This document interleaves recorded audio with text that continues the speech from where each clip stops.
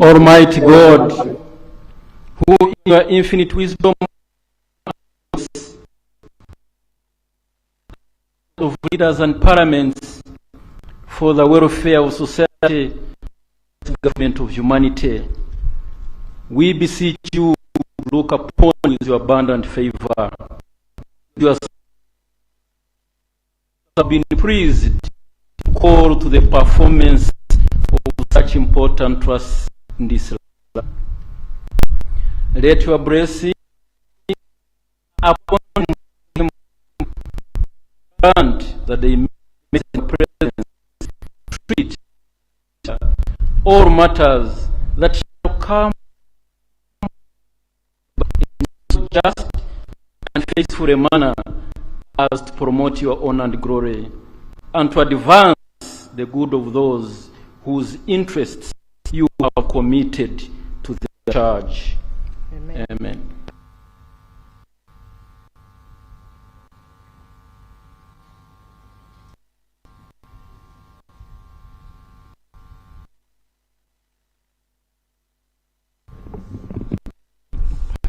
Proclamation by the Right Honourable Speaker of Parliament of Uganda.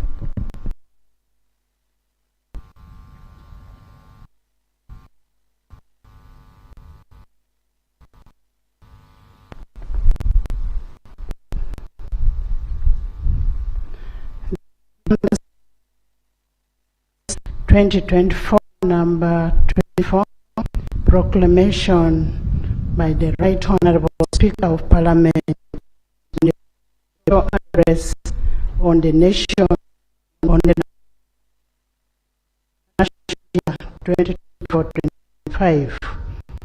Whereas under Article 1012 of the Constitution of the Republic of Uganda, His Excellency the President of the Republic of Uganda may, in consultation with the Speaker, address Parliament from time to time on a matter of national importance. Aware that His Excellency the President of the Republic of Uganda, in accordance with the Article 1012, indicated to the Speaker of Parliament his intention to address Parliament and the nation on the national budget for financial year 2024-2025. Now, therefore, in accordance with the Rule 17.1 of the Rules of Procedure of Parliament, I hereby proclaim: 1. That Parliament shall sit at Kololo Ceremonial Grounds on Thursday, 13th June 2024 at 14 hours to receive the address of His Excellency the President on the national budget for financial year 2024-2025, and the Kololo Ceremonial Grounds to be the precincts of Parliament for the above-mentioned purpose. Given under my hand at Parliament House, Kampala, this 7th day of May 2024. Anita Annette Amon, Speaker of Parliament. Communication from the Chair.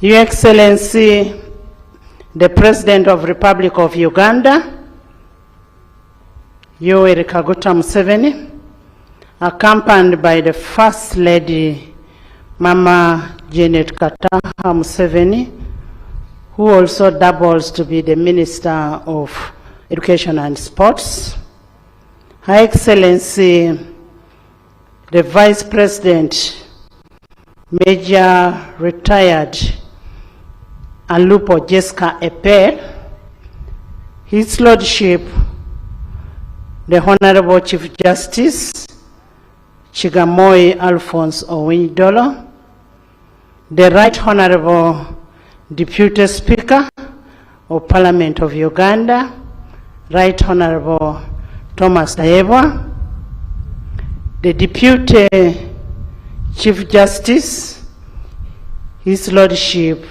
Richard Butera, the Right Honorable Prime Minister Robin Anabanja and her deputies, the Honorable Leader of Opposition in Parliament, Honorable Senyonyi Joel, the Cabinet Ministers and Ministers of State,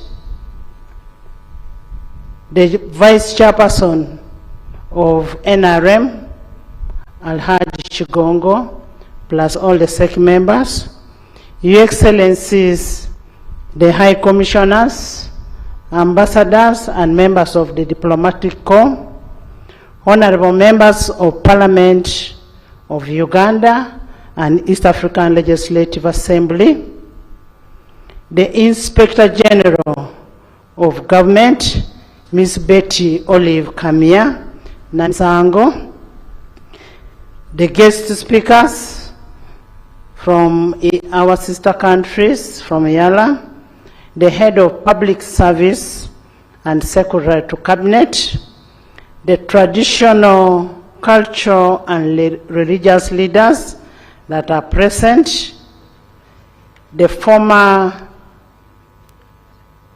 leaders, the head of public agencies, corporations and parastatals, distinguished guests, ladies and gentlemen. I welcome you to the second sitting of the fourth session of 11th Parliament. You're most welcome.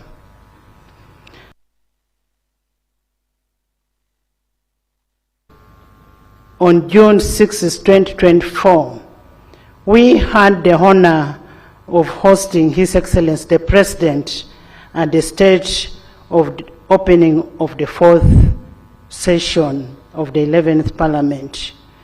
During this significant event, His Excellency delivered a compelling address on the state of nation.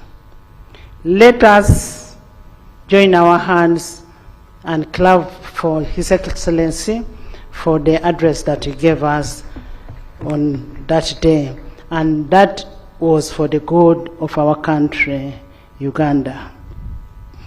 Today we are once again immensely privileged and highly gratified to host His Excellency the President, who is here to deliver the budget speech for the financial year 2024-2025 in fulfillment of his constitutional obligation under Article 1551 of the Constitution of the Republic of Uganda, which states, "The President shall cause to be prepared and laid before Parliament in each financial year, but in any case not later than 15th day before the commencement of the financial year, the estimates and expenditure of government for the next financial year."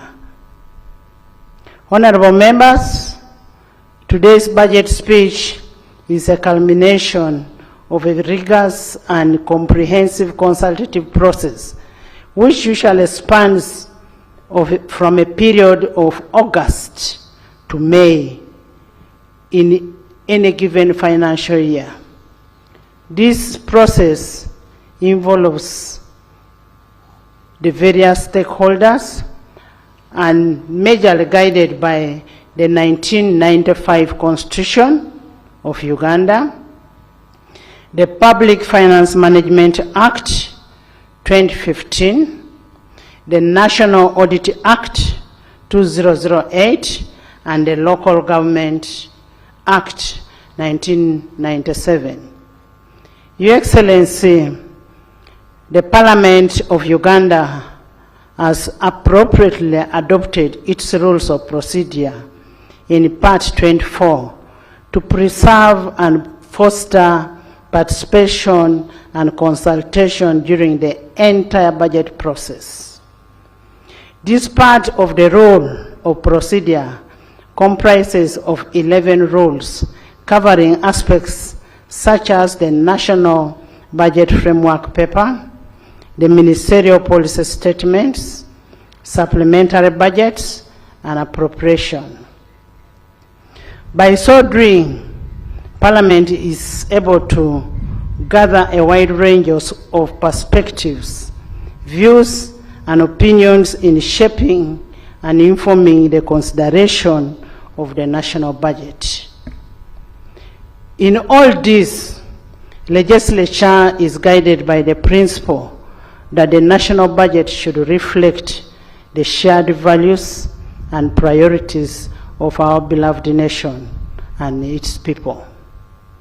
Your Excellency, allow me briefly underscore some key milestones achieved by legislature during the budget consideration process. Pursuant to Section 9, 5, and 8 of the Public Finance Management Act and Rule 145 of the Rules of Procedure, the House approved the National Budget Framework Paper 2024-2025, 2028-2029 on 31st January 2023. Pursuant to Section 12 of the Public Finance Management Act 2015 and Rule 149 of the Rules of Procedure, Parliament approved the Ministerial Policy Statements for the financial year 2024-2025 during the period of 4th to 12th April 2024. Pursuant to Section 8 of the Public Finance Management Act and Rule 150 of the Rules of Procedure, Parliament passed 5 tax and revenue bills on 16th to 16th May 2024 to enable the realization of revenues to finance the national budget for the financial year 2024-2025. In furtherance to Section 14 of the Public Finance Management Act 2015 and Rule 151-152 of the Rules of Procedure, Parliament approved the national budget for financial year 2024-2025 on 16th day of May 2024. And that's why we are here today. Your Excellency, we want to take this opportunity to commend the members for their dedication through the budget process in ensuring that we not only met the legal and constitutional timelines, but also adequately interrogated the budget together with the Minister of Finance, Planning and Economic Development, the Attorney General, and the entire front bench. We want to thank you so much. I specifically want to single out the Minister of State for Finance and Planning and Economic Development in charge of general duties, Honorable Musasisi Henry, for devoting time and effort to the relevant committees and the House throughout the budget process. Henry, thank you so much. I also want to commend the Permanent Secretary and Secretary to Treasury for his technical support to the Minister and the continuous legal guidance from the Attorney General. I want to thank you so much. Without preempting the President's speech on the budget, I would like to highlight very salient issues that arose during the budget consideration process. One, the need for continuous resource allocation to agricultural mechanization, agro-industrialization, and value addition as a bedrock to wealth creation and a sustainable development. Two, the need to increase funding to the development of the tourist sector to optimally enhancing Uganda's tourist potential. 3, the need to align resource allocation with the prevailing government policy on rationalization, that is RAPEX, which should translate into enhanced efficiency and elimination of duplication and wasteful expenditure. 4, the need for resource efficiency measures to address the risk of the debt burden. 5, the need to increase the public investment in productive growth areas and deepen financial inclusion. And 8, the growth of taxable formal sector so as to widen our tax base and improve on the GDP ratio.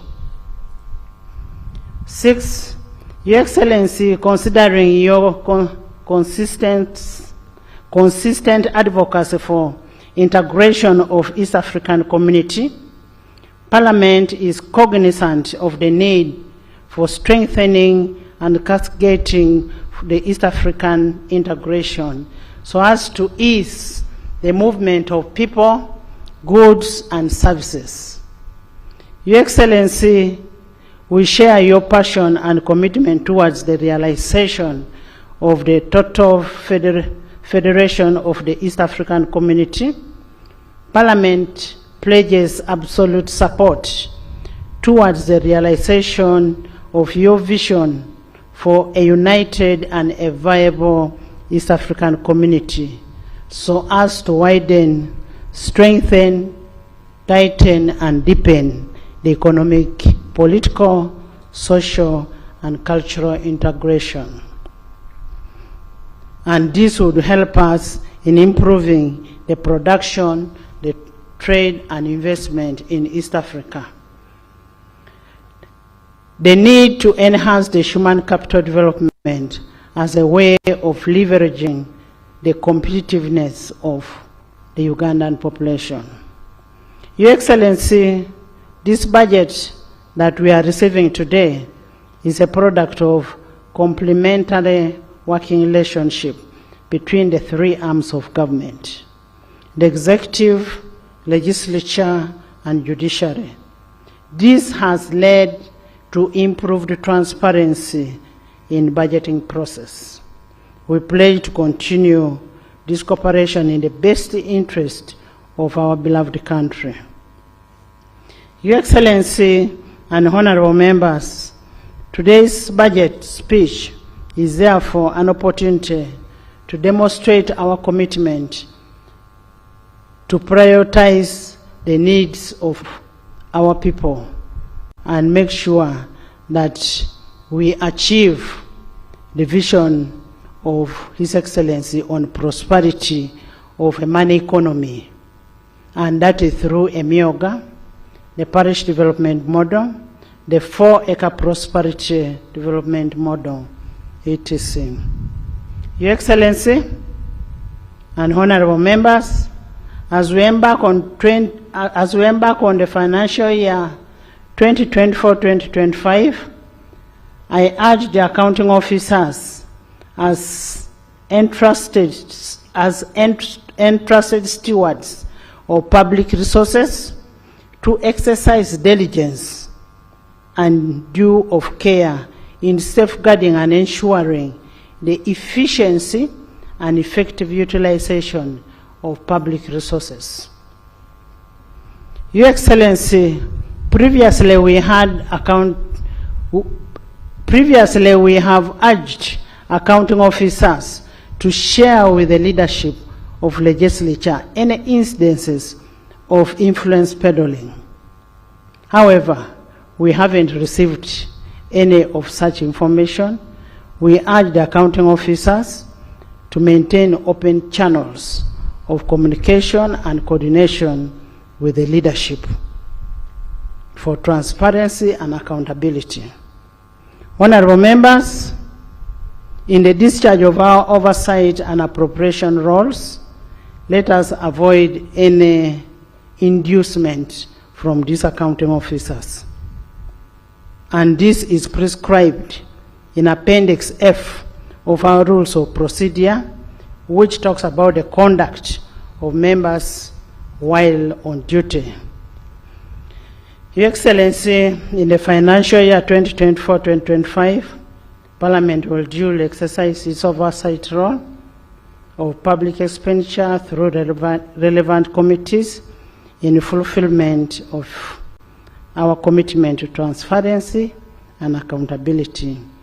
Lastly, but not least, Your Excellency would like to thank you so much for according us an opportunity, especially for members who went and visited Gomba, Sembabule, and Kisosi on the 4-acre development model for prosperity.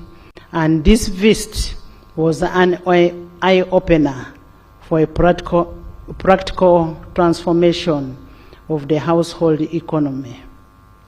Your Excellency, your continuous inspiration and transformation approach to development and creating awareness to the populace that has led the people to follow your guidelines of transforming people from grass-thatched houses to the mabati.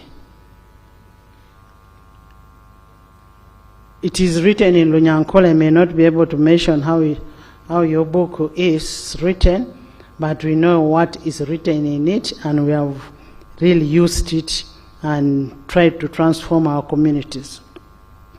Your Excellency, I kindly request you to consider inviting the other members of Parliament who have not been there to see what has been done there, so that they can come back and preach the same gospel to their constituents. As we go for recess, we will be very available, and we request that maybe you invite the members of Parliament to go and visit that development 4-acre model. I now want to, as I conclude, I want to wish all our Muslim brothers and sisters a happy Eid Adha 2024. May Allah fulfill all your wishes as you've been praying. I say all this for God and my country. Presentation of the budget speech by His Excellency the President of the Republic of Uganda. Honorable members, I have been duly notified that the Minister of Planning and Economic Development will deliver the speech on behalf of His Excellency the President, who is the Chief Minister of Finance. The President will then, after delivery of the speech, make his brief remarks on the budget of this financial year. I now take this opportunity to invite Honorable Kasaijja, the Minister of Finance, Planning and Economic Development, to deliver the speech on behalf of the President. Most welcome.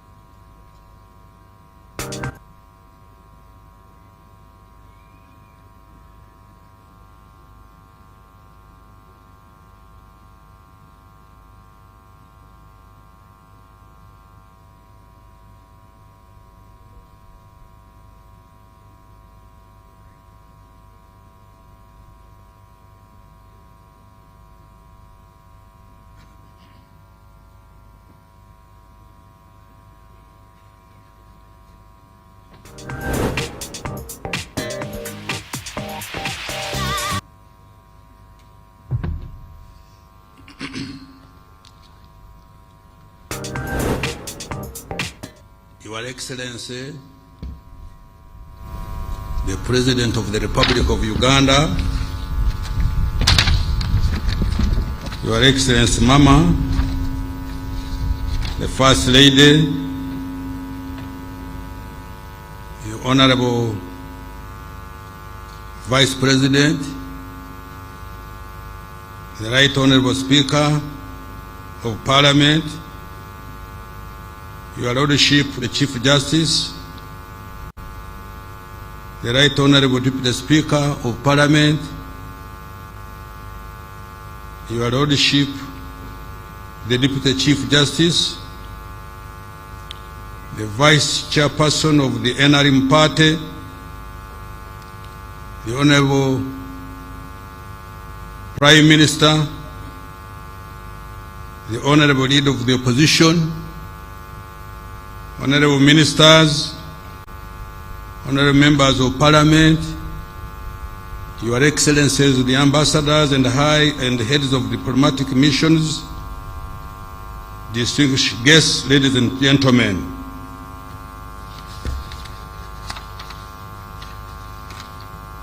All protocol observed. Madam Speaker, in fulfillment of Article 150, Part 1 of the Constitution, and on behalf of His Excellency the President, I rise to present to Parliament and to the nation at large the budget for financial year 2024-2025 as approved by Parliament. Madam Speaker, I want to start by thanking His Excellency the President for once again demonstrating a vote of confidence in me by extending my mandate as the Minister responsible for Finance, Planning, Economic Development, together with my entire political team at the Ministry.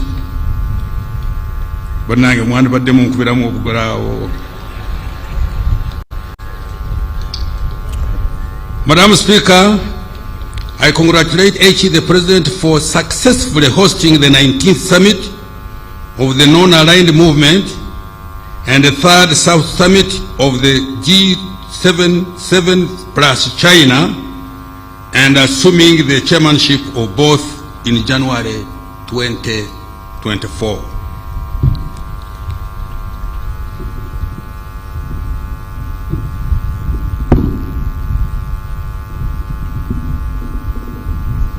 Now what are you doing? You're going to put it straight on my mouth? Come on, put it in a little bit there.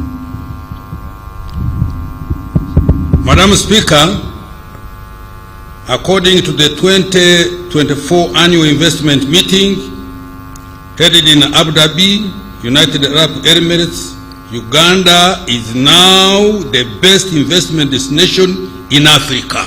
Let me repeat this. Madam Speaker,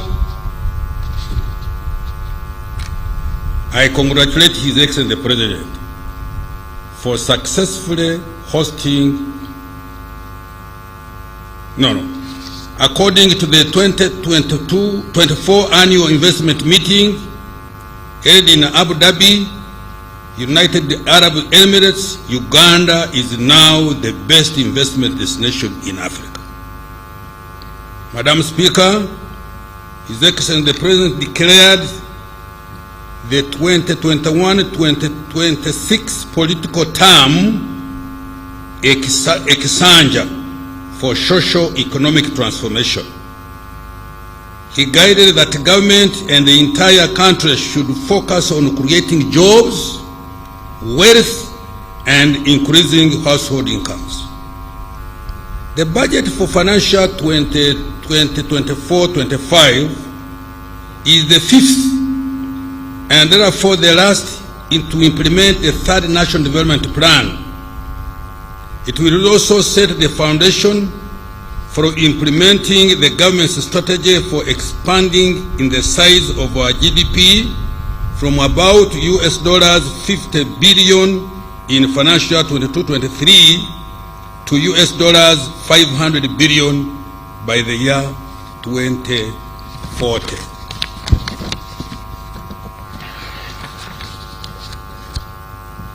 In order to consolidate the gains so far achieved, the theme for the coming financial year has been maintained as full monetization of the Uganda's economy through commercial agriculture, industrialization, expanding and broadening services, digital transformation, and market access. Madam Speaker, in this speech, I will, 1, account to Parliament and the people of Uganda for the commitments that the government made for the financial year 2023-2024 that is coming to an end in a few days. 2, provide an outlook for the medium-term economic performance. 3, the medium-term priorities and strategies for growing the economy tenfold, starting with financial year 24-25, and 4, present the financing strategy for the financial year 24-25 budget. Recent economic performance. Madam Speaker, I'm pleased to report that Uganda's economy has fully recovered from various internal and external shocks that impacted performance in the past 4 years. GDP is projected to grow by 6% this financial year 23-24 compared to 5.3% in financial year 22-23. This year's growth of 6% is even more impressive when compared to Sub-Saharan Africa's average of 3.8% and the global average of 2.9% projected for the year 2024. As a result of this robust growth, the size of the economy is now estimated at shillings 202 trillion, equivalent to $53.3 billion, up from shillings 184.3 trillion or $48.8 billion in nominal terms. If Ugandans agreed to share this GDP equally, each citizen would enjoy a GDP per capita of $1,146 compared to $1,081 registered last financial year 22-23. Madam Speaker, the improved performance of the economy is on account of higher growth in all sectors. Services, agriculture, industry are estimated to grow at 6.6%, 5.1%, and 5.8% respectively in financial year 23-24. In particular, growth in the services sector has been impressive, mainly driven by strong recovery in retail and wholesale trade, tourism, as well as communication and real estate activities. Growth in industry was mainly driven by manufacturing, construction, and mining, while increased production of food and cash crops as well as livestock supported growth in the agricultural sector. Agriculture's performance estimated to have expanded at 5.1% this year compared to 4.5% registered in financial 22-23 is attributed to the streamlined implementation of the parish development model and fairly good weather conditions. Other factors which supported strong economic growth include: 1, low inflation and relatively stable exchange rate, which have allowed good investment planning and supported export competitiveness. 2, Increased investments in the oil and the gas sector related projects supported by the foreign direct investment. 3. Higher external demand for Uganda's products, including agricultural and industrial products. 4. Recovery of tourism supported by increased investment in tourism infrastructure and marketing. And 5. Peace and security for persons and their property. I repeat this. Peace and security for persons and their property. Madam Speaker, in March 2024, Uganda met the requirements to graduate from the category of least developed countries. Sorry, let me repeat. Madam Speaker, in March 2024, Uganda met the requirements to graduate from the category of least developed countries. Uganda also moved from the category of low human development to medium human development. This is the result of a consistent improvement in health, education, economy, and a decent standard of living. This is a big milestone achieved well before the country starts earning from oil exports. When oil and gas start to flow in the year 25-26 with the deliberate value addition to our raw materials and productive utilization of PDM and other wealth creation initiatives, attaining of prosperity for all and socio-economic effort will be faster. Madam Speaker, Uganda has contained inflation at an average rate of 3.2% in the 12 months to May 2024. Uganda's inflation is one of the lowest in the region. Annual headline inflation has reduced from the peak of 10.7% in October 2022 to 3.6% last month. The reduction has been a result of good coordination and of monetary and fiscal policies, leading to low inflation for most food crops, manufactured foods, and essential commodities like laundry, bar soap, sugar, and cooking oil. Interest rates. Madam Speaker, the commercial bank lending interest rates for shilling-denominated credit reduced to 17.7% in April 2024, compared to 19.3% in April 2023. Interest rates in the domestic debt market have remained broadly stable, averaging 11.2% on the one-year government treasury bills. To further reduce lending rates, government will continue to provide long-term affordable capital through various interventions. In particular, government will continue to capitalize the Uganda Development Bank, the Parish Development Model, the Agricultural Credit Facility, and the Small Business Recovery Fund to provide capital for wealth creation.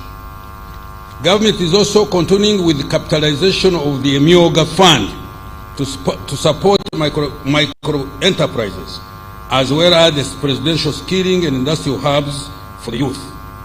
Grants will also be extended to women in business through the Generating Growth Opportunity and Productivity for Women Enterprise, which we abbreviate as GROW project. For exporters of manufactured products who face working capital challenges, the investment for industrial transformation and employment, which we call INVITE, that fund worth of $210 million, which is shillings 800 billion, is going to kick off next financial year. Private sector credit. Madam Speaker, private sector credit increased to shillings 21.54 trillion in April 2024 from shillings 20.47 trillion in April 2023, an increase of 5%. 0.2%. There has also been a slight increase in the share of credit going to productive areas of the economy. For example, the share of credit going to agriculture increased slightly to 11.3% by April 2024 compared to 11.1% by April 2023, while the share of credit to manufacturing remained the same at 13.4%. Exchange rate. Madam Speaker, despite the depreciation pressure on the shilling since the beginning of this year, the value of our currency has remained largely stable against key global currencies. Between May 2023 and May 2024, the official exchange rate against the US dollar has averaged shillings 3,771. The depreciation pressure on the account of exit of some of the offshore investors searching for more attractive interest rates offered on government papers in competing markets has been contained thanks for our good export performance and foreign direct investment inflows. External trade. Madam Speaker, government's export promotion strategy has continued to produce positive results. During the year ending April 2024, Uganda's exports increased by US dollars 2.534 billion to US dollars 7.71 billion compared to US dollars 4.938 billion in April 2023, representing a 34% growth.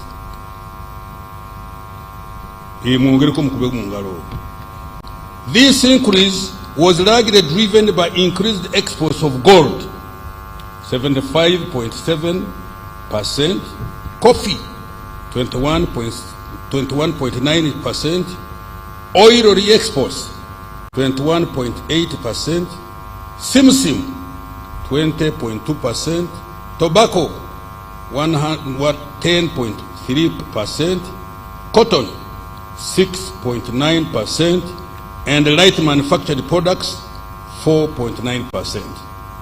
The major destination of our exports are the East African Community countries, which account for 29%. Then we go to COMESA, 29%. Then we go to Middle East, 24%, and to Asia, for 20%. Madam Speaker, efforts to increase the value addition to exports have continued to yield positive results. Exports of manufactured products have continued to be significant contributors of export earnings.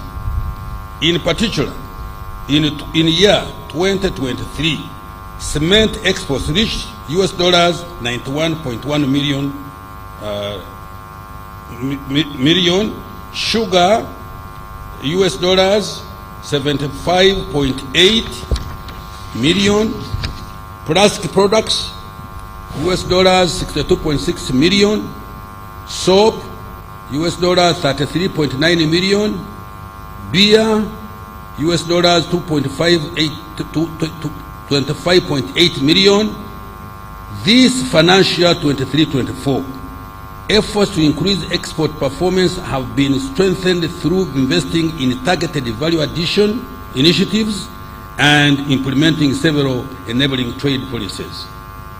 Madam Speaker, in the financial ending, Uganda imported goods worth 12.9 US dollars billion compared to US dollars 10.3 billion in the year ending April 2023. This increase in imports was largely driven by an increase in private sector imports of 20%, mainly to develop our nascent oil and the gas sector, foreign direct investment, remittances, and tourism. Madam Speaker, the inflow of foreign direct investment to Uganda amounted to US dollars 2.46 billion in financial year 22-23, and by December 23-24, additional FDI amounting to US dollars 1.27 billion had been attracted. Remittances by Ugandans living and working abroad increased to US dollars 1.43 billion in the calendar year 2023 from US dollars 1.3 billion in year 2022. Tourism revenues increased to US dollars 1.28 billion in calendar year 2023 from US dollars 1.07 billion in calendar year 2022. Employment. Madam Speaker, job creation ranks top on the government's socio-economic agenda. The number of workers subscribing to the various pension schemes in the country increased more than 3.4 million members in the financial year 23-24, an increase of 4.2% compared to 3.0%, sorry, 0.3 compared to 0.301 million members in financial year 22-23. Madam Speaker, the latest reports indicate that the direct beneficiaries of the Presidential Initiative on Jobs and Wealth Creation, EMIOGA, has reached 2,237,402 in December 2023. In the past 1 year alone, EMIOGA funds have created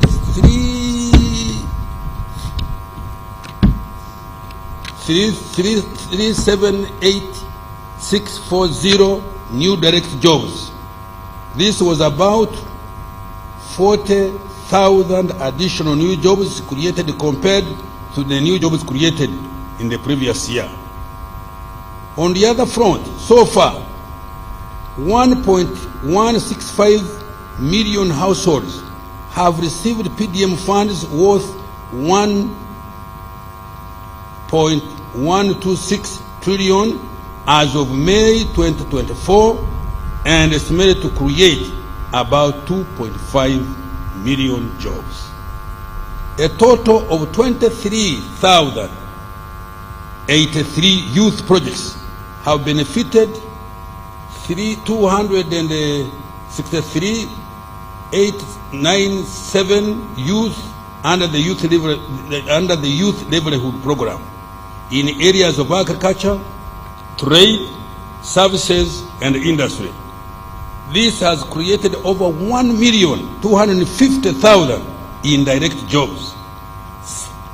Similarly, the National Special Grant for Persons with Disabilities is supporting 6,282 enterprises, benefiting 49,372 persons with disabilities. Madam Speaker, government is also going to create more formal jobs and related livelihoods through a number of project-funded interventions. Notable among these are the GROW and INVITE projects. The GROW program is expected to directly benefit over 80,000 female-owned enterprises, 280,000 female entrepreneurs, and 1.6 million indirect beneficiaries. Another 200,000 new jobs are expected to be created from new investments through the INVITE project.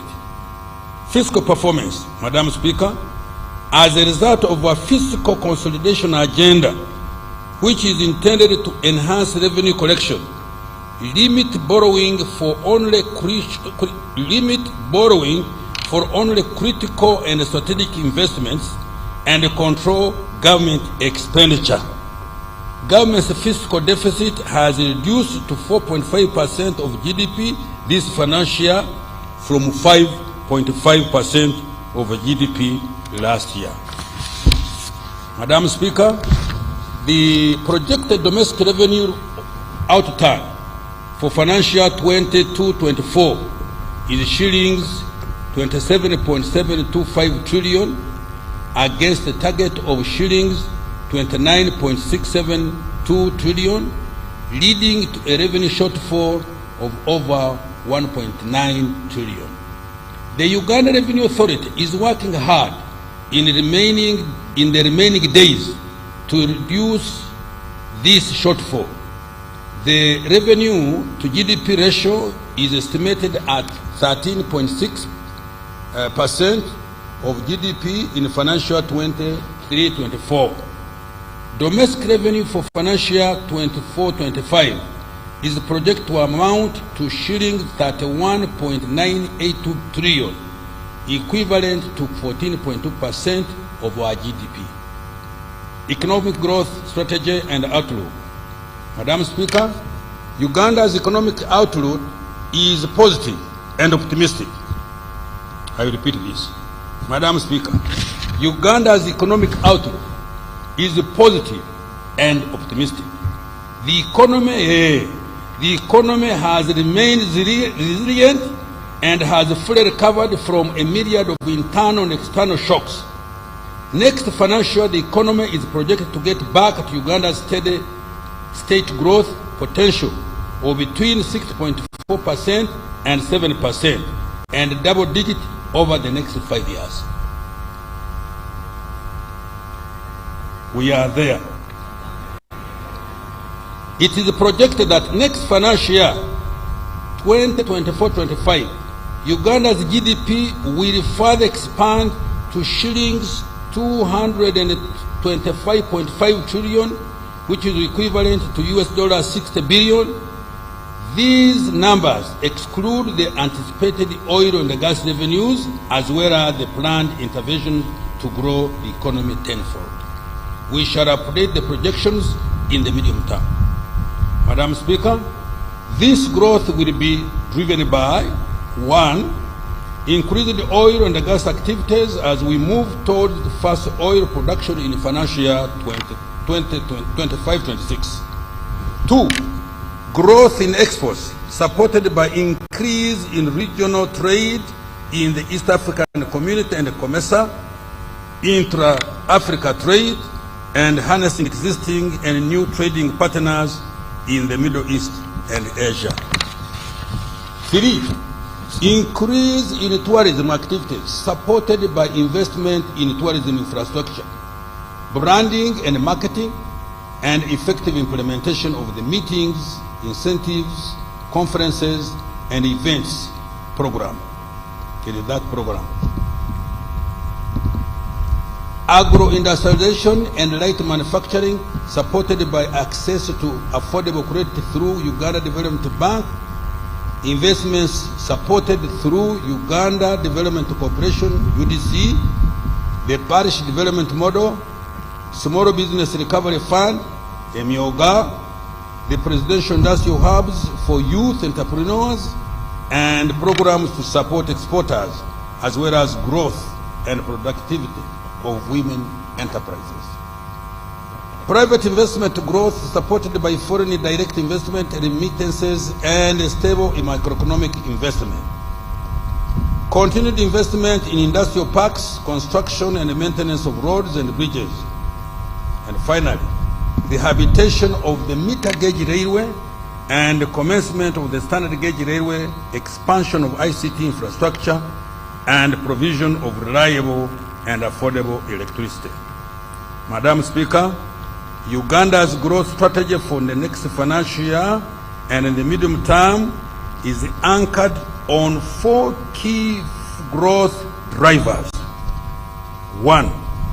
Agro-industrialization. 2. Tourism development. 3. Mineral development including oil and gas. 4. Science, technology, and innovation. These are the anchor sectors that are going to propel Uganda to a $500 billion economy in the next 1.5 decades. Madam Speaker, our growth prospects face some risks that we needed to be mitigated. let me repeat. Our growth prospects face some risks that will need to be mitigated. These include, 1, climate change affecting agricultural production and infrastructure. We have just been seeing this a couple of months back. 2, regional and global geopolitical tensions. That one I will not comment. You all know. 3, high interest rates which constrain access to affordable debt. And 4, fluctuations in global commodity prices. To minimize the effects of these risks, government is implementing climate change adaptation measures, exploring cheaper sources of financing, including climate finance, and ensuring frugality in government expenditure. I repeat this, and ensuring frugality in government expenditure. Now I want to account for financial 23-24 and the priorities for financial that we are talking about. Madam Speaker, in the national budget for the financial we are ending, 23-24, that I presented here on June 15th last year, government made a number of commitments intended to deliver on NDP3 priorities, as well as promises we made to the people of Uganda under the NRM manifesto for 21-26. In this section, I provide accountability for what government has achieved so far and what it intends to do to ensure that commitments to the citizens are to a large extent fulfilled. Madam Speaker, I will start with what we have achieved by investing in the people of Uganda through prioritization of health care, education, water, sanitation, and hygiene.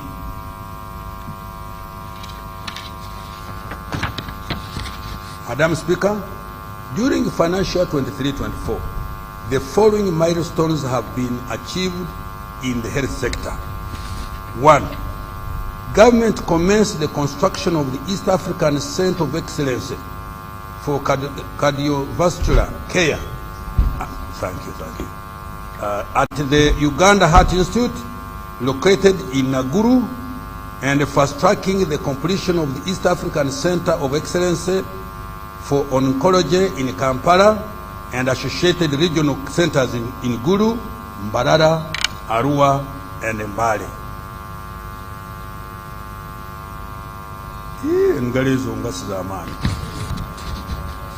They don't encourage me. Under the Uganda Intergovernmental Fiscal Transfer Program, 371 health center tools were planned for construction and upgrade to Health Center 3 status. So far, 261 Health Center 2s have been upgraded to Health Center 3s and are fully operational. I hope the Minister of Health can testify on this. An additional 110 are ongoing at different stages. Meanwhile, 10 hospitals were rehabilitated in Usolwe, Kapchorwa, Kambuga, Wenge, Koboko, Amuria, Kotido, Kaberamaido, Kaworo, and Kitgum districts. 3 regional blood banks in Arua, Soroti, and Hoima have been completed. 4, government distributed a total of 25 million long-lasting insecticide-treated mosquito-based nets countrywide for the prevention of malaria. 5, government also provided 116 new ambulances to 100 constituencies another 10 ambulances for the regional referral hospitals, and 6 for the command center at Naguru, among others. Madam Speaker, to further enhance the health of Ugandans, a total of shillings 2.946 trillion has been provided next financial year, 24-25. The following interventions will be prioritized: promotion and implementation of interventions for the disease prevention and health education initiative against communicable and non-communicable and neglected tropical diseases and injuries. 2. Provision of essential medicines, where an additional shillings 100 billion has been provided. 3. Improvement of the welfare of the health workers, including medical interns and doctors designated as senior house officers. I have provided more wage allocations to facilitate the recruitment of staff for the upgraded health center 3s. 4. Construction and rehabilitation of more health infrastructure and provision of medical equipment to improve quality of care and provision of specialized health care. These include, among others, the Uganda Cancer Institute and regional cancer centers, the Uganda Health Institute, intensive care units, and an imaging center for referral hospitals. Designation of the national health system to facilitate service delivery and tracking of medical supplies and health workers' performance. 6. Construction, rehabilitation, and equipping of dilapidated hospitals across the country, including the Kampala metropolitan area. 7. Strengthening of the network of medical reference laboratories, including the establishment of the East African Community Regional Center of Excellence for Virology at Uganda Virus Research Institute and the National Public Health Institute in Uganda. 8. Establishment of a pharmaceutical industrial park and strengthening the National Drug Authority regulatory framework. Now I turn to education. Madam Speaker, government considers education as a key opportunity equalizer for all Ugandans, equipping them with knowledge and skills required for productive employment, as well as enabling them to live longer, happier, affluent lives. For this reason, the following commitments were prioritized and delivered in financial year 23-24. 1.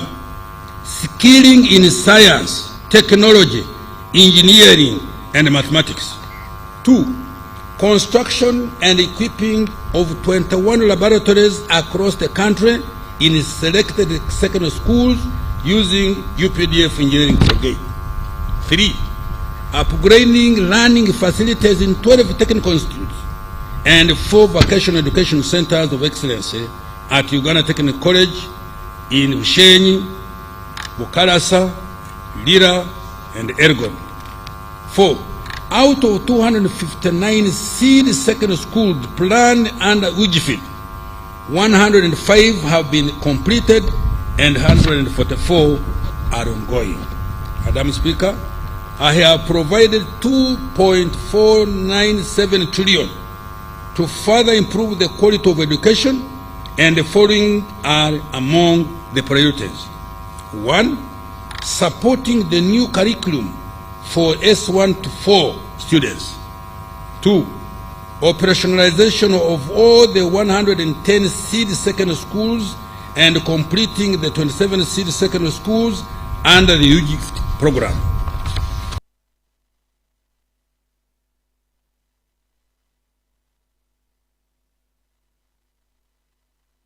3. Commencing the construction of 60 secondary schools and expansion of 61 existing secondary schools under the Uganda Secondary Education Expansion Project. 4. providing loans to 5,192 degree and 1,125 diploma students who are on the government-funded loan scheme, both continuing students and new beneficiaries. 5. Government takeover of the proposed Bunyoro and Busoga universities for inclusive and equitable access to university education. Bunyoro, you can talk. You can clap, because it has been a thorn in my flesh. Social protection. Madam Speaker, in the year we are concluding, government has provided social protection as follows. 1. Continued with the provision of the senior citizen grant to 439,069 older persons across the country, amounting to a cumulative total of money, shillings 565.7 billion. 2. Under the Special Enterprise Grant for Older Person Program, SEGOP, the government supported 590 group enterprises benefiting 3,636 older persons. 3. Under the Youth Livelihood Program, a total of 23,083 youth projects have benefited 263,897 youth in areas of agriculture, trade, services, and industry. This has created over 1,250,000 direct jobs. And 4, through the National Special Grant for Persons with Disabilities, government is supporting 6,202 enterprises benefiting 49,372 persons with disabilities. Madam Speaker, government will continue to support the welfare of elderly to keep them healthy and productive in their communities, while social assistance grant for empowerment, what we call SAGE, targets those above 80 years, SEGOP, ensures let me repeat. While social assistance grant for empowerment, what we call SAGE, targets those above 80 years, SEGOP ensure the inclusion of those in the age bracket of 61 to 71 years. That is for us now. Government will also continue to support the youth and the women beneficiary groups using recovery funds from the Youth Livelihood Program and the Uganda Women's Enterprise Program. For greater efficiency, management of the two programs has been unified. Madam Speaker, I have provided an additional shillings 355.79 billion for social protection next financial year. Water, sanitation, and environment protection. Madam Speaker, as a result of government intervention, more Ugandans now have access to safe, clean water. Coverage in rural areas is now estimated at 67% and 70% in urban areas. Out of the 71,225 villages, 6,617 villages have been served with at least one safe water source. In financial 24-25, clean water coverage will increase to 70% and 85% in rural and urban areas respectively. In the rural areas, the target is to reduce the distance to the nearest source of clean and safe water for human and animal consumption to less than 1 kilometer, while in urban areas to less than 500 meters. The following are among the priorities we have budgeted for for the next financial year. 1. Construction of 52 large solar-powered water supply systems in 19 districts that are currently at less than 50% water coverage. These are, let me mention them: Agago, Yumbe, Amudat, Kabong, Bulambuli, Buvuma, Buyende, Namuyingo, Rakai, Nakaseke, Sembabuli, Kibale, Asese, Kiegegwa, Mubende, Yantonde, Kakumiro, Sanda, and Kisoro. Construction of another 15 solar-powered water supply systems in the rural growth centers of Rwentulege, Bugwara, Kabamba, Chikora, Tuitanzige, Lugara. I don't know whether Muitanzige, but I've written Tuitanzige. I think it should be Muitanzige. Lugara, Kitenga, Bukizibu, Bumwena, Igwaya, Kidera, Bugomorwa, Kitonge Nakasero, Kikonge, Kasese, Lubali. This will cover a population of over 272,000 persons. Completion of the construction of 31 town water supply systems and sanitation facilities in Bulangira, Kanapa, Aligoi, Opengate, Kawo, Karogo, Nyakashaka, Buikwe, Bundibugyo, Kapchorwa, Kamuli, Namasale, Kaliro, Namungalwe, Butaleja Busorwe, Budaka Kadama Tirinyi, Kibuku, Kyankwanzi, Butemba, Ngoma, Dunya, Palabekekar, Lamo, Obong, Lamo, Rhino Camp, Ara Dufle, Amuru, Kole, Alangi, Zeu, Kachingor, Irir, and Lorengachora. Construction of 17 rural water supply systems in the refugee hosting districts of Ajumani, Lamo, Madi, Okoro, Moyo, Terego, and Yumbe.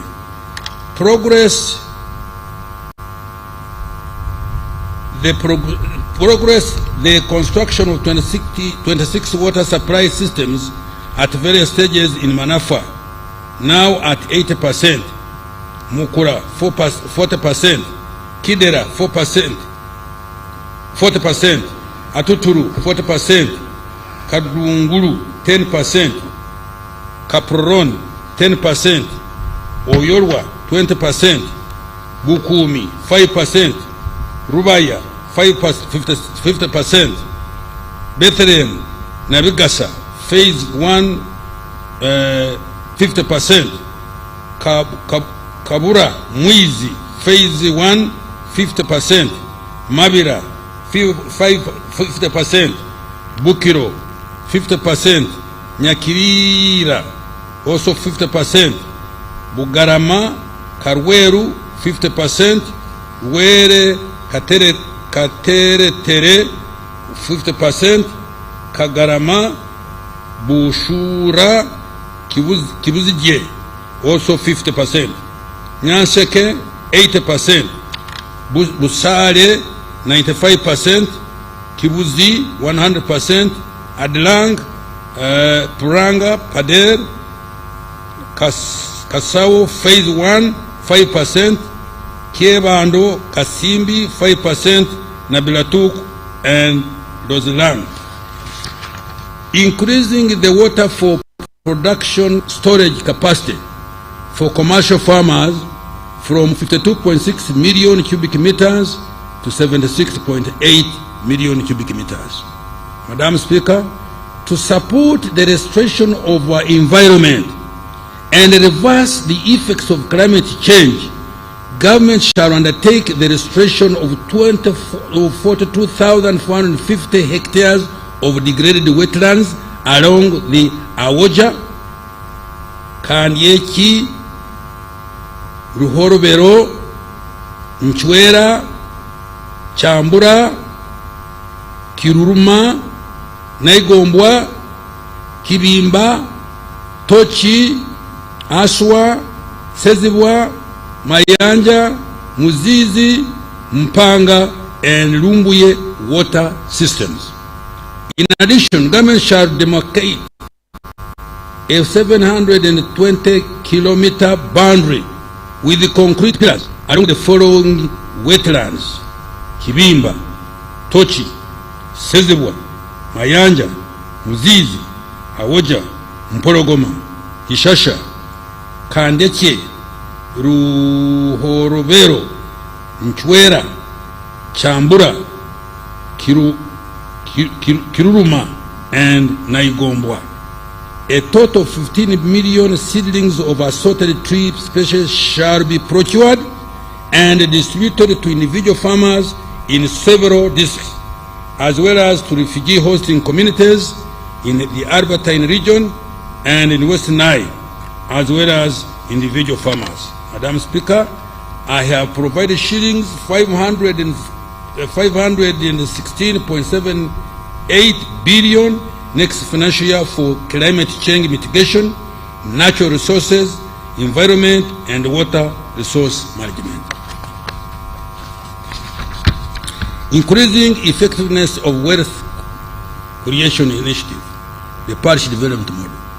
Madam Speaker, the PDM has now been fully rolled out. A total of shillings 2.4 trillion has so far been provided. The money is being transferred directly to beneficiaries in 10,585 parishes across the country. The introduction of the Wendy application by the government-owned Post Bank and its partners has saved beneficiaries the inconvenience of traveling long distances to open up bank accounts or withdraw their money. It has also enhanced transparency by providing full visibility and traceability for all funds up to the last mile beneficiary. The extensive mobile telephone coverage, both smartphone and KBDT, has helped to lower transaction costs for the PDM beneficiaries. Going forward, government will deepen the use of Wendy and other digital technologies and innovations to enhance financial inclusion and drive efficiency, accessibility, and effectiveness of the program. These technologies will gradually be extended to other wealth creation initiatives. The total of 1.165 million households that have so far received PDM funds have invested in intensive agriculture projects that include poultry, dairy, coffee, piggery, fish, fruits, and food crops. In the next few days, I will release the remaining 529 billion for this financial year directly into the accounts of PDM circles, Each PDM circle will continue to receive 100 million shillings. Madam Speaker, 1.599 trillion has been provided next financial year for the additional 100 million per parish to benefit more households.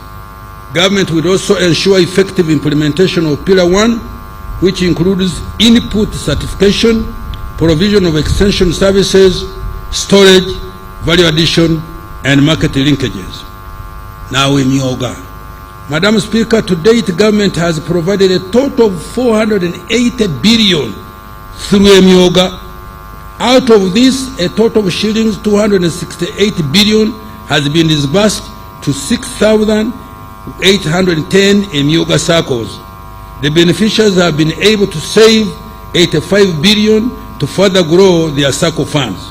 As a result, 607,636 individuals across the country have benefited from Yoga funds, and shillings 80.28 billion has been recovered from the first round beneficiaries and is being advanced to others.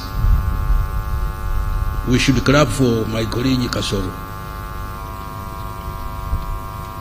May I repeat this? Let me repeat it. I can see you didn't get it well. Emyoga. Madam Speaker, to date, government has provided a total of shilling 480 billion through Emyoga. Out of this, a total of shillings 268 billion has been disbursed to 600,810 Emyoga circles. The beneficiaries have been able to save 85 billion to further grow their circle funds. As a result, 636 individuals across the country have benefited from the Emyoga funds, and shillings 80.28 billion has been recovered from the first round beneficiaries and is being advanced to others. Madam Speaker, in the next financial year 24-25, I have provided an additional 100 billion under Emyoga to support more Ugandans to create wealth and boost their incomes. Agricultural Credit Facility. Madam Speaker, since 2009, government has partnered with banks to support commercialization of agriculture through a credit guarantee scheme that provides up to 50% of the money loaned to a farmer. Cumulatively, government has invested 303 billion Uganda shillings, causing a cumulative loan disbursement of 860 billion. This money has enabled a total of 3,868 agricultural projects to access patient capital for commercial on-farm investment, post-harvest management, agro-processing, and trade in agricultural produce. Next financial year, government will continue to capitalize the SF with an additional of 30 billion Uganda shillings. Capitalization of UDB. Madam Speaker, Uganda Development Bank has grown into a formidable shillings 1.3 trillion bank in assets, providing patient and relatively affordable capital to those adding value to agricultural materials, manufacturers, as well as investors in tourism and hospitality, infrastructure, and education. It has created a total of 51,841 jobs. During financial 24-25, the bank will continue to provide capital to businesses involved in value addition, including promotion of innovation in the areas of science and technology. It will also support youth-led enterprises, manufacturers, and also provide working capital to exporters and those involved in import substitution. Green financing is also going to be enhanced to ensure climate adaptation and mitigation. To achieve this, government is going to further capitalize UDB with another 55 billion Uganda shillings. Government is also in the process of acquiring for UDB credit lines worth 0.83 trillion to lend more to wealth creators. Support to SMEs. Madam Speaker, 2 years ago, government set up Small Business Recovery Fund to provide soft loans to SMEs that had suffered financial distress during COVID-19. Government provided 100 billion shillings to be equally matched by banks to extend credit to the target beneficiaries at 10% interest rate. At a disbursement of 18.4 billion so far, supporting 1,454 businesses. Uptake of this fund has been low. Next financial government and the Bank of Uganda are going to relax the requirements to ensure increased uptake of the SBF, to uptake the SBRF to support small and medium enterprise growth. Invite and growth program.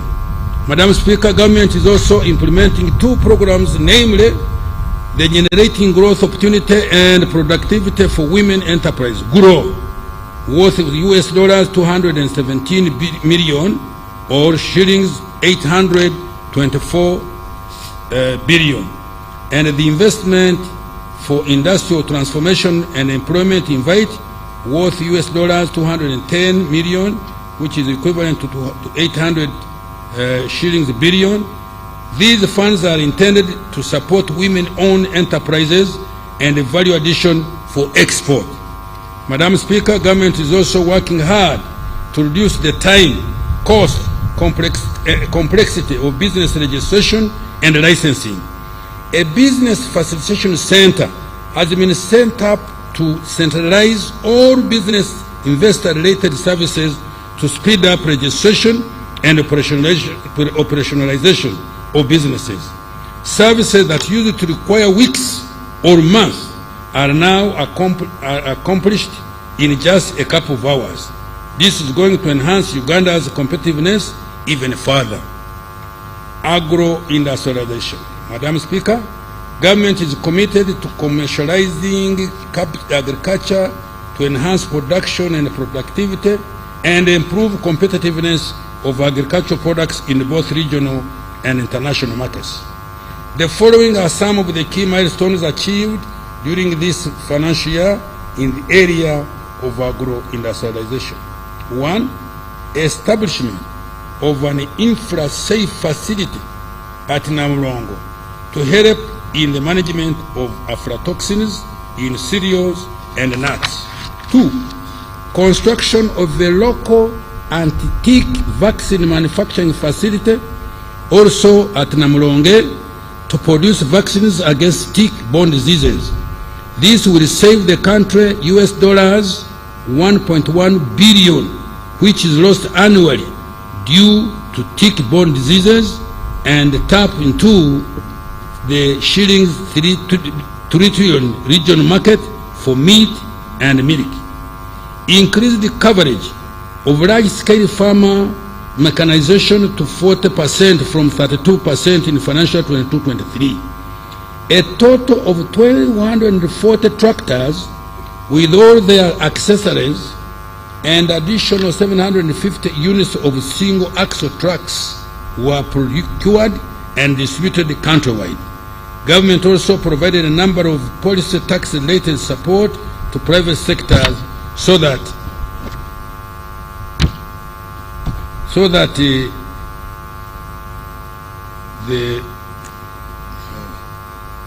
we forget about that. Somebody messed me up. Madam Speaker, in the financial 2024-25 budget, I have allocated a total of shillings 1.878 trillion towards deepening agro-industrialization with increased focus on commercialization and value addition in agriculture. The priority areas include: 1. More investment in research and genetic development of selected value chains for animal, fish, and crop varieties. 2. Support for pest, vector, and disease control and prevention. In particular, I have provided an additional 427.21 billion to procure and distribute 44 million doses of vaccines against foot and mouth disease. After the current vaccination exercise, farmers will access the vaccines through government stores by meeting 100% cost of the vaccine, while the government will cover the cost of vaccine administration. Support to narrow to roll out the anti-tick vaccine, starting with 20 million doses. 4. De-risking agriculture through supporting increased production and productivity, as well as value addition for all priority value chains. 5. More support for agricultural mechanization. 6. Increased investment in small and large irrigation systems, particularly solar powered irrigation. 7. Support for seed multiplication through the Uganda prisons to increase seed availability for PDM beneficiaries. And 8. Additional credit support to large-scale commercial farmers to ensure food security and increased exports. Now we turn to tourism development. Madam Speaker, Uganda has increasingly regained her global position among the top 10 best tourism destinations in the global tourism ranking. In the year 2023, international tourist arrivals increased by 56% to 1.2274 million tourists compared to 885 arrivals in the year 2022, and the peak of 1.52 million in year 2019. The international tourism receipts reached US dollars 1.03 billion in calendar year 2023. Madam Speaker, tourism has a high return on investment. Madam Speaker, tourism has a high return on investment.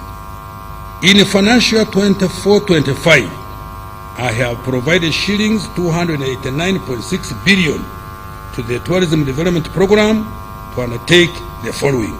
1. Support international and domestic tourism marketing and promotion activities. 2. Modernize our tourism products to make them more competitive.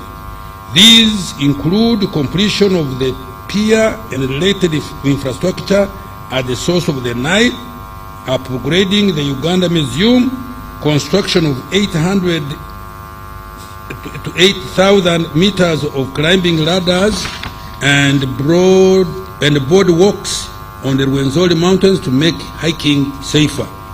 3. Continue with grading, supervision, and classification of tourism facilities to enhance the quality of services and ensure adherence to required global standards. 4. Complete the upgrade of Uganda Hotel and Tourism Training Institute infrastructure in an effort to make it an international center of excellence for training and skills development in tourism and hospitality. And 5. Enhance the conservation of Uganda's 22 wildlife protected areas with a focus on mitigation of human-wildlife conflicts. Government is going to construct an additional 150 kilometers of electric fence and maintain the existing 106-kilometer fence, carry out boundary surveillance through more than 13,904 patrols, uproot invasive species, and construct 4 water dams in the protected areas. Madam Speaker, apart from the shillings 287.6 billion that I have directly provided to the tourism sector, an additional shillings 1.629 trillion has been provided for several critical interventions associated with tourism, including support to Uganda Life Authority, construction of tourism roads, road rehabilitation, and upgrade under Kampala Capital City Authority, support to AFCON 27, and the completion of key stadia, strengthening security, law and order in our tourism destinations, and extension of internet to tourism destinations, among others. In particular, I have provided an additional 55 billion Uganda shillings to Uganda's mission abroad to support Uganda Tourism Board to market Uganda to potential tourists, market our exports, and attract more investors.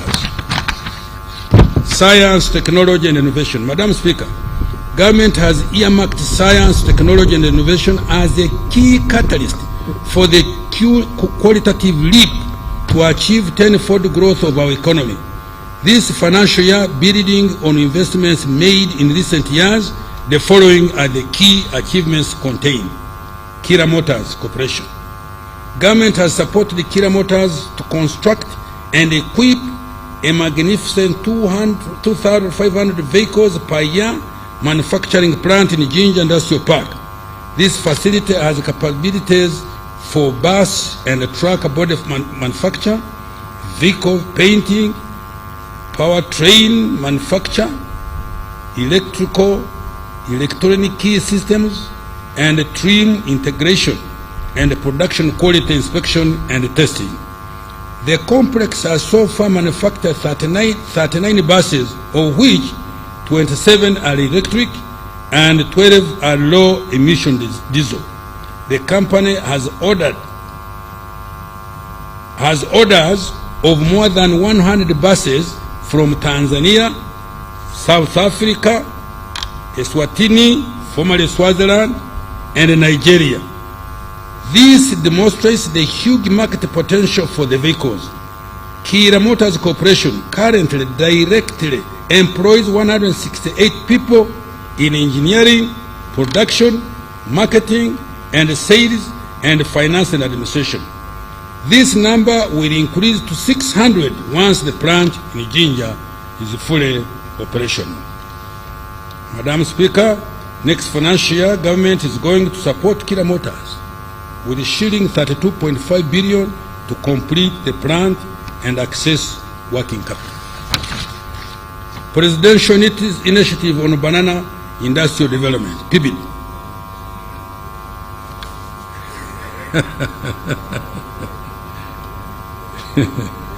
Madam Speaker, government has supported PIBID to establish a semi-automated plant in Bushenyi with the daily processing capacity of 14 metric tons of fresh matoke. This project has shown potential for import substitution by replacing wheat and also by providing gluten-free starch products. These have high global demand. The company has started fulfilling international orders, including from South Korea, the Royal Kingdom of Saudi Arabia, Qatar, and Italy. PIBID currently employs 150 staff and collaborating with 6,543 farmers. Next financial year, government has provided an additional 50 billion to complete the capitalization of the company to transition into a self-sustaining business. The pathogen economy. Madam Speaker, the pathogen economy has made tremendous progress in developing vaccines, therapeutics, diagnostics, and other health care tools for our public health security and import substitution. The scientists at Makerere University developed a PCR diagnostic kit that has so far been used to conduct more than 2 million COVID-19 tests. This kit effectively halved the COVID-19 testing and saved Uganda more than US$ 37 billion, that is shillings 140 billion Uganda shillings. A clinical trials platform for natural therapeutics, the first on the African continent. Let me repeat this. You know, when I hear something so good about Uganda, I want everybody to listen. A clinical trial platform for natural therapeutics, the first on the African continent, has been established. The human vaccines have completed animal studies and are under preparation for clinical trials. Madam Speaker, other government support under the pathogen economy has been directed towards the following special initiatives. 1. Day by Pharma Limited is establishing Africa's largest pharmaceutical and vaccine manufacturing facility here in Uganda. You can take the road to Bombo, you will see. The facility will create job opportunities for more than 10,000 science professionals and 30,000 others in support of the ecosystem. Production of generic drugs, cancer drugs, and human vaccines is scheduled to start by November this year. Government in the process of finalizing equity position in exchange for its shilling 723 billion investment. The anti-tick vaccine project at Makerere University, spearheaded by Dr. Margaret Saimo Kahua, has undergone clinical trials. I have provided an additional 25 billion to produce and commercialize the anti-tick vaccine. Government has also supported Jenner Hubs of Professor Patrick Ogwang, known for COVIDX, to undertake clinical trials of his natural therapeutics and establish an internationally certified production facility to manufacture and commercialize them. I have provided an additional shillings 2.07 billion for this purpose next financial year. We congratulate him. Support Professor Serwanga Sampara to advance research in human vaccines. I have provided an additional shillings 225.4 billion needed to complete the research and start producing the vaccine. Coffee value chain development. Madam Speaker, government has partnered with private sector to fast-track local value addition to coffee. We have started with 3 Apex centers for high-value coffee processing under the Coffee Investment Consortium, Great Lakes Coffee, and Inspire African Coffee.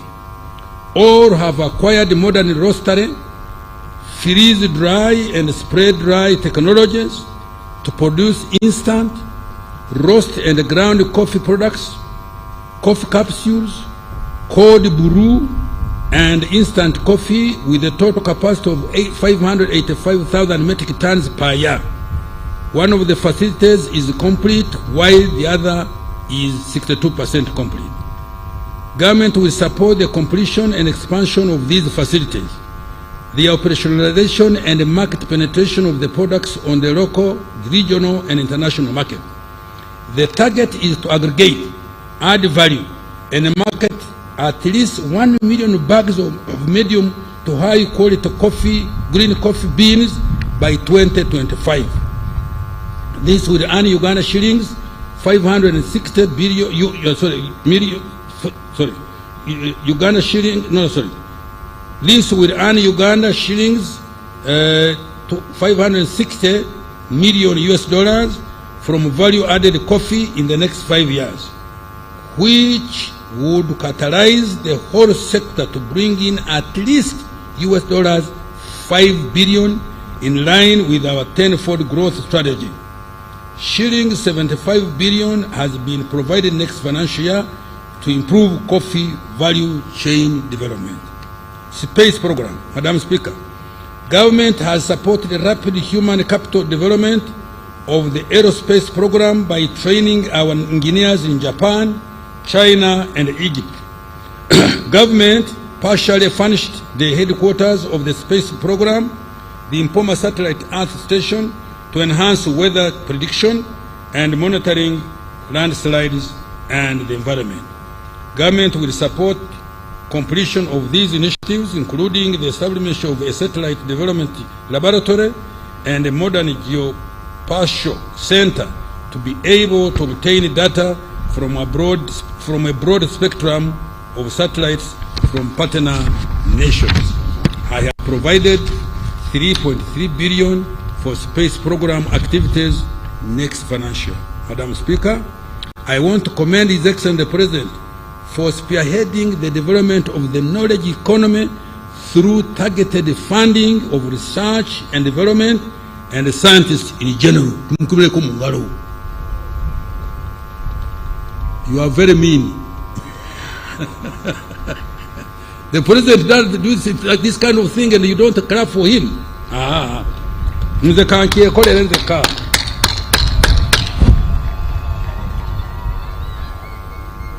Madam, mineral development now.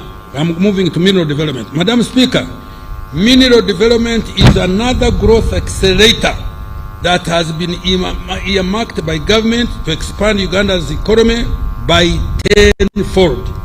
It is going to support resource-based industrialization into manufacturing and high-tech exports. During the financial year we are ending, the following have been achieved in the minerals sector. 1. The entire country has now been fully mapped using airborne and ground geophysical technologies. 2.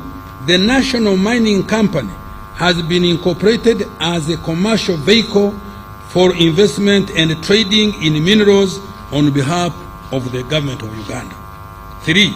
Several key mineral development projects and mineral value addition centers have been developed, including Wagagai for gold mining in Busia, rare earth metals in Bugweri, a graphite project in Kitgum, limestone mining project by Sunbird Resource Limited in Moroto, and 7 gold refineries in Kampala, among others.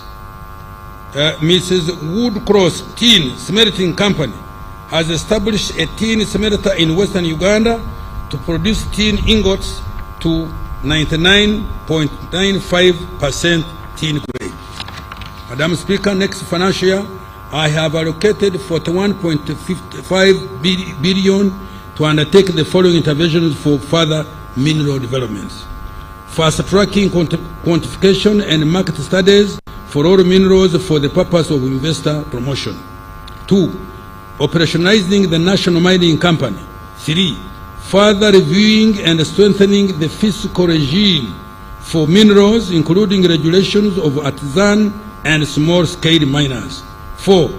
Developing the e-government mineral production system and data bank for mineral statistics. 5. Commencing construction of Busia and Moroto beneficiation centers and strengthening the Ntungamo and Fort Portal centers. 6. Facilitating private sector participation in exploration, mining, value addition to minerals, oil and gas now. Madam Speaker, Uganda is progressing steadily toward the first oil in financial 25-26. During the financial year we are ending, the following have been achieved. 1. The upstream petroleum project has advanced with drilling works in preparation for production. 2. The East African Crude Oil Pipeline (EACOP) project is on track with 500 kilometers of pipeline delivered in Tanzania. The target is to lay 100 kilometers per month. 3. The thermal insulation plant for heating the EACOP in Tabora, Tanzania was commissioned in March this year. 4. The Ministry of Energy and Mineral Development has issued 2 new exploration licenses to Uganda National Oil Company and DGR, an Estonian-based company. 5. The planned 60,000 barrels per day refinery in Kabale, Chikube district, is progressing very well. The land for the project sites and associated terminal has already been acquired by government. Technical designs for the project are ready. Government is working with Alpha MBM investments from the United Arab Emirates to build the refinery. 6. Government enforcement of the national content policy has ensured that up to 93% jobs in the oil and the gas sector go to Ugandans. A total of 13,607 jobs so far have been given. 7. In addition, the companies investing in the oil and the gas sector are contracting locally. Since 2021, contracts worth $1.796 billion have been awarded to Ugandan companies out of the total contract investment of $7.162 billion. Madam Speaker, in a bid to ensure security of supply of petroleum products, UNOC, in partnership with the private sector, will commence the importation of all our petroleum products beginning in the first week of July this year, which is very near. Madam Speaker, next financial year I have provided shillings 920.68 billion for the oil and the gas sector to prioritize the following. 1. development of the East African crude oil pipeline hub in Tanga. 2. Continue the construction of the ECOP, including the necessary infrastructure to facilitate adherence to high-quality environmental standards. 3. Procurement and dissemination of the 57,000 liquefied petroleum gas cylinders to promote clean cooking. And 4. Establishment of petroleum geoscience laboratory. And finally, 5. Equity contribution for the final project. Integrated transport infrastructure and services. Madam Speaker, a total of 205 kilometers was added to the paved network during financial 23-24, increasing the total paved national road network to 6,338 kilometers, representing over 30% of the national road network. The following roads were completed during the financial year: Atia Kaloropi, 66 kilometers, Masindibiso, Hoa, Nyairongo, Kiarushesha, Butole, and Kavali, Kiziramfumbi Road, 97 kilometers, Moroto, Lokitanyalia, Nyala, 42 kilometers, Rukungiri, Kihi, Shasha, Kanungu, 78.5 kilometers, Kapchorwa Swam, 73 kilograms, and Masindi Park Junction and Tanji Junction, Parabolisa Road, 159 kilometers. In addition, 3 bridges were completed and the construction of 36 critical strategic bridges is ongoing. The completed bridges are Kampala Flyover and road upgrading, 2 Rugogo Bridge connecting in Nakasongola district and Ngoma in Nakaseke via Kasozi, 3 Saka Swamp crossing in Palisa. With regard to air transport, the following were accomplished during the year we are talking about. 1. 90% completion of Kabalega International Airport in Hoima. The remaining 10% comprises of critical air navigation, meteorological, communication, and airport operation facilities. 2. 90% completion of the expansion and rehabilitation of Entebbe International Airport, including modernization of the departures and arrival areas of the terminal building. 3. Maintenance of 3 aerodromes, including Arua, Gulu, Pakuba, Masindi, Lira, Kidepo, Moroto, Soroti, Tororo, Jinja, Mbarara, Kasese, and Kisoro. Madam Speaker, with regard to water transport, the following were accomplished during the financial year we are talking about. We are winding up. 1. Completed the construction of 3 strategic ferries, namely Amuru Rhino Camp Ferry and 2 ferries for Bukungu, Kagwara, Kabera Maido route on Lake Kyogo. 2. Completed the construction of the Maritime Training Institute in Namasagali and commenced construction works for the Maritime Rescue Coordination Center at Mwanza. 3.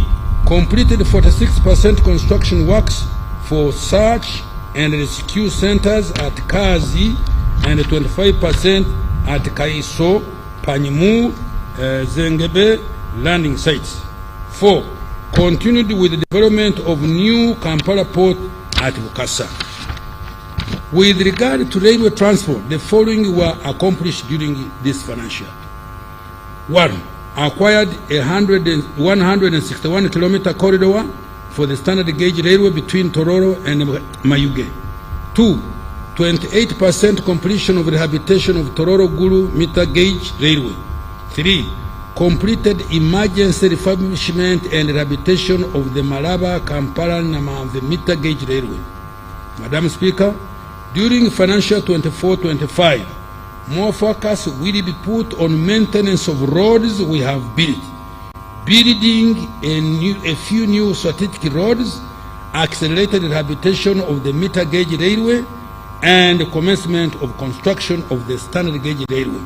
I have provided a total of shillings 4.989 trillion for that purpose. In particular, the following transport infrastructure will be undertaken. Roads. Tarmacking of an additional 360 kilometers of roads and ongoing projects. 2. Completion of upgrading of 210 kilometers of the following roads. Muyembe na Kapiripirit, 92 kilometers, and 25 kilometers of service roads. Kira Matuga Road, an improvement of 5 injunctions, 21 kilometers. Tororo Busia Road, 26 kilometers. And Mayuge and Busia Town Roads, 18 kilometers. Kauku Werenga Road, 6.6 kilometers. And Namugonde Bugiri Road, 1.6 kilometers. Selected town roads, 5.6 kilometers in Palis and Kumi. Selected town roads, 7.5 kilometers in Palisa and Kumi, 12.2. And remedial works on Untungamu, Kabale, Katuna Road, 65 kilometers. Commencing the upgrading and construction of 643 kilometers of following roads projects. Kisoro, let me repeat. Commencing the upgrading construction of 643 kilometers of the following road projects. Kisoro, Lake Bunyonyi Road. Kisoro, Mugahinga National Park Headquarters. Koboko, Yumbe Moyo, Yumbe Ure Road, Kitugumu Depot, Namagumba Udadiri Narugugu Road, Katine Ocheru Road, and 2.1 kilometers of town roads in Kabera Maido and the Karaki towns.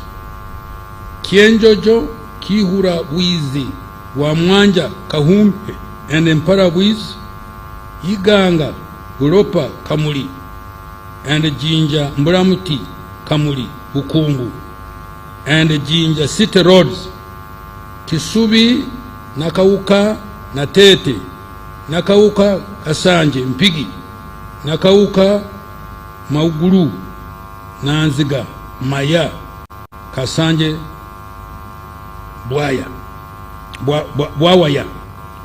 Upgrading to bitumen standards tarmac 16.9 kilometers of roads in the Greater Kampala metropolitan area and the Gomba district. Completing the construction of 22 kilometers of Kayunga Nabuganyi Road. 6. Completing the construction of Kakiri Masulita Mawale Road. 7. Rehabilitation of over 10,000 kilometers of national and community access roads in various parts of the country. This will be in addition to routine maintenance under the Uganda Road Fund. 8. Commencing the construction works for Masaka, Kyotera, Mutukura Road and rehabilitation of Nyendo, Vira Maria Road and access roads. 9. Continuing with the ongoing construction of up 30 bridges and structures on the national roads, including Ara, Anzu, Gazi, Rhino Camp, Acha, Rhino Camp, Lugogo Swamp Crossing, Nabuhakia, Nambora, Namsimeri, Sahana, Kamisaru Bridges, Rubongi Bridge, Maziba, Kiruruma, Wembio, Kajweng Bridges, Kamirwa, Nyakambu, Kochi, Osu, Odrua, Dunga, Mahoma, Mpanga, Nabuswa, and Perepa Bridges, among others. Development of water ferries. Madam Speaker, the construction of 2 Lake Bunyonyi ferries is currently underway and will be completed next financial year. Now, air transport. Madam Speaker, shillings shillings 162 billion has been provided for completion and operationalization of Kabalega International Airport in Hoima, and plans are underway to acquire at least 2 mid-range aircraft and 2 cargo aircraft to facilitate exports in the medium term. Information and Communication Technology, ICT. Madam Speaker, during the financial year we are concluding, the following have been achieved in the ICT sector. 1. A total of 4,354 kilometers of optic fiber cable have been laid across the country, connecting 1,523 key government service delivery units to the national backbone infrastructure. 2. The internet penetration in the country has increased 64% from 25% in 2017, and the share of government services provided online is now at 40%, up from 20% registered in 2017. 3. A PDM information system has been developed and rolled out in all the 10,535 parishes across the country. Madam Speaker, next financial year, I have provided shillings 246 billion to continue developing the ICT and digital transformation through the following interventions. 1. Further expansion of internet connectivity and digital infrastructure across the country. 2. Continuing the rollout of digital services across government to improve efficiency of service delivery and transparency and accountability.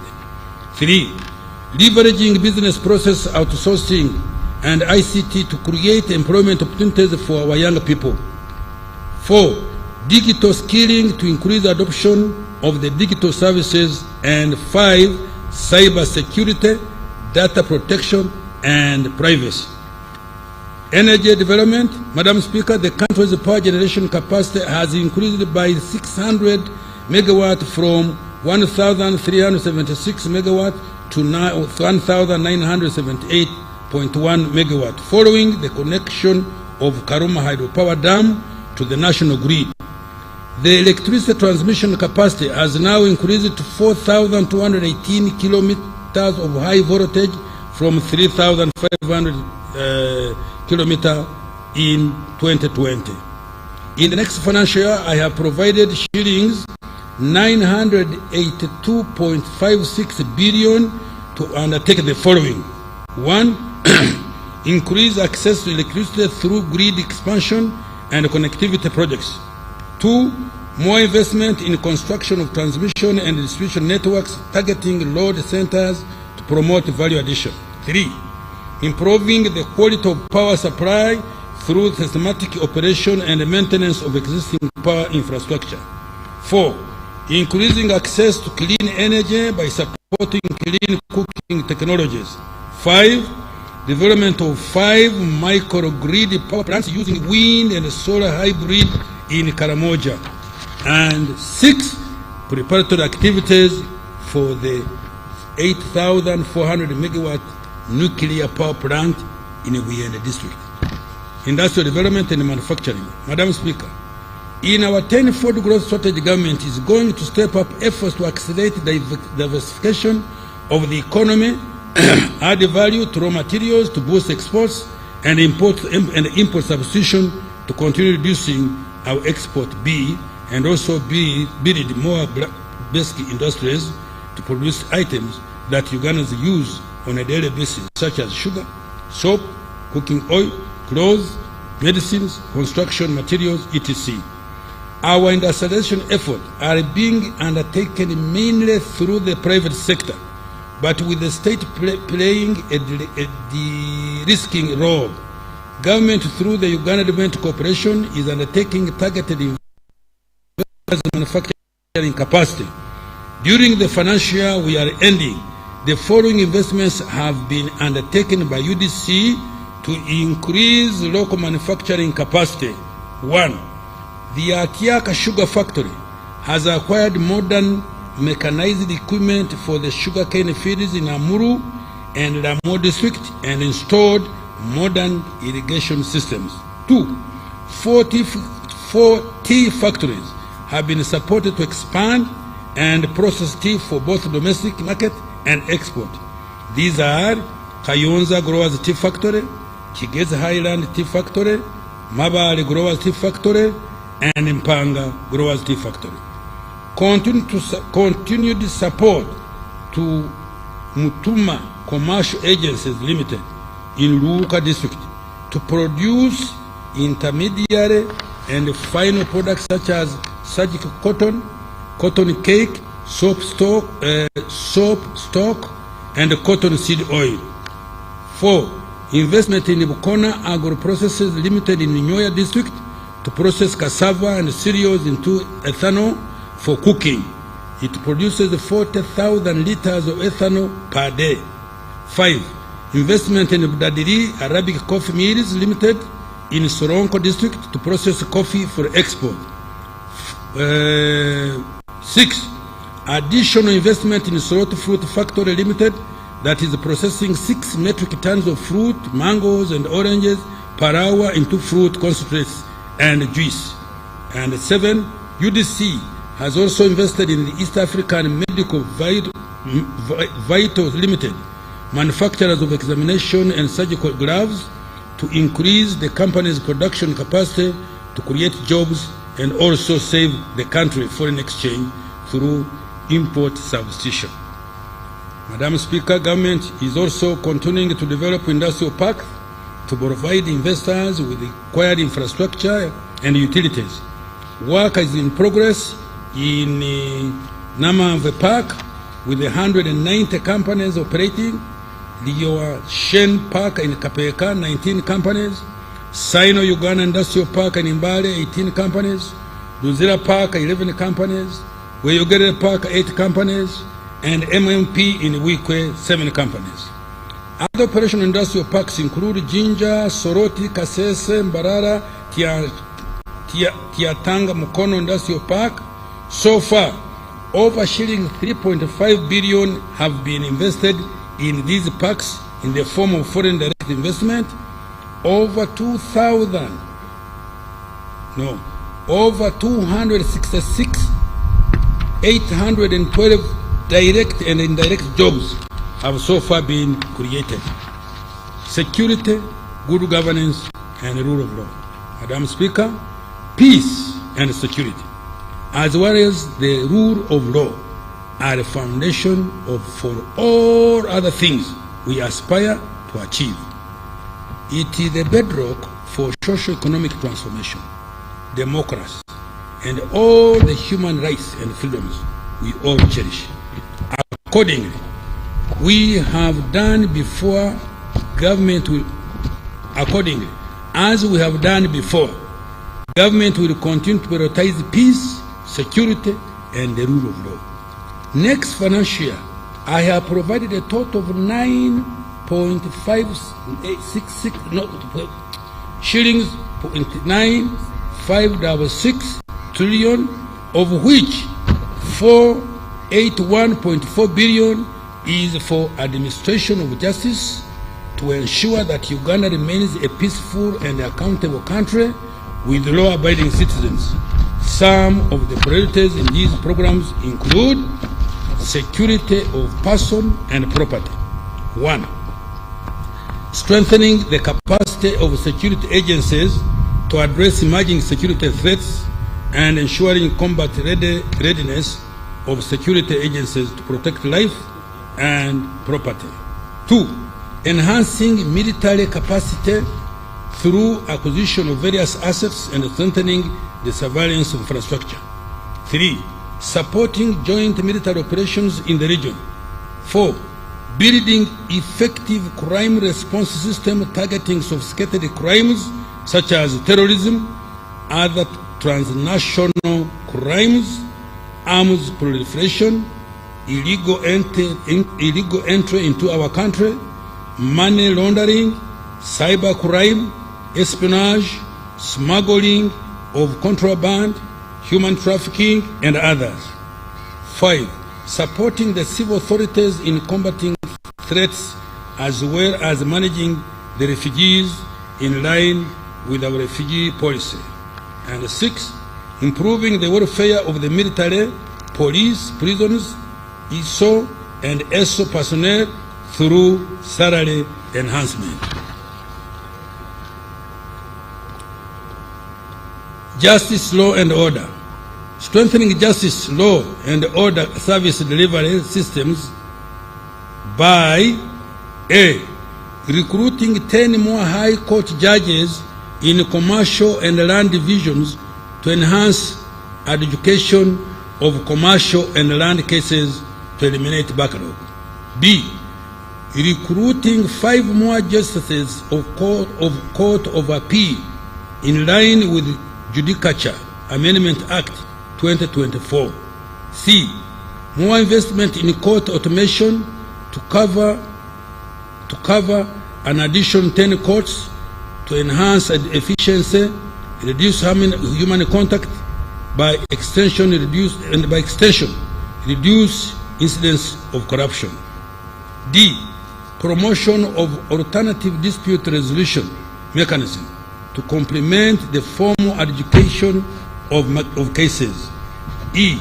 Starting construction of regional courts of appeal in Imbarara and Gulu, high courts in Hoima and Masindi, chief magistrate courts in Amurata, Buro, Rakai, and Katine, and magistrates grade 1 courts in Busembatia, Nyarushanje, Rubuguri, and Adwari.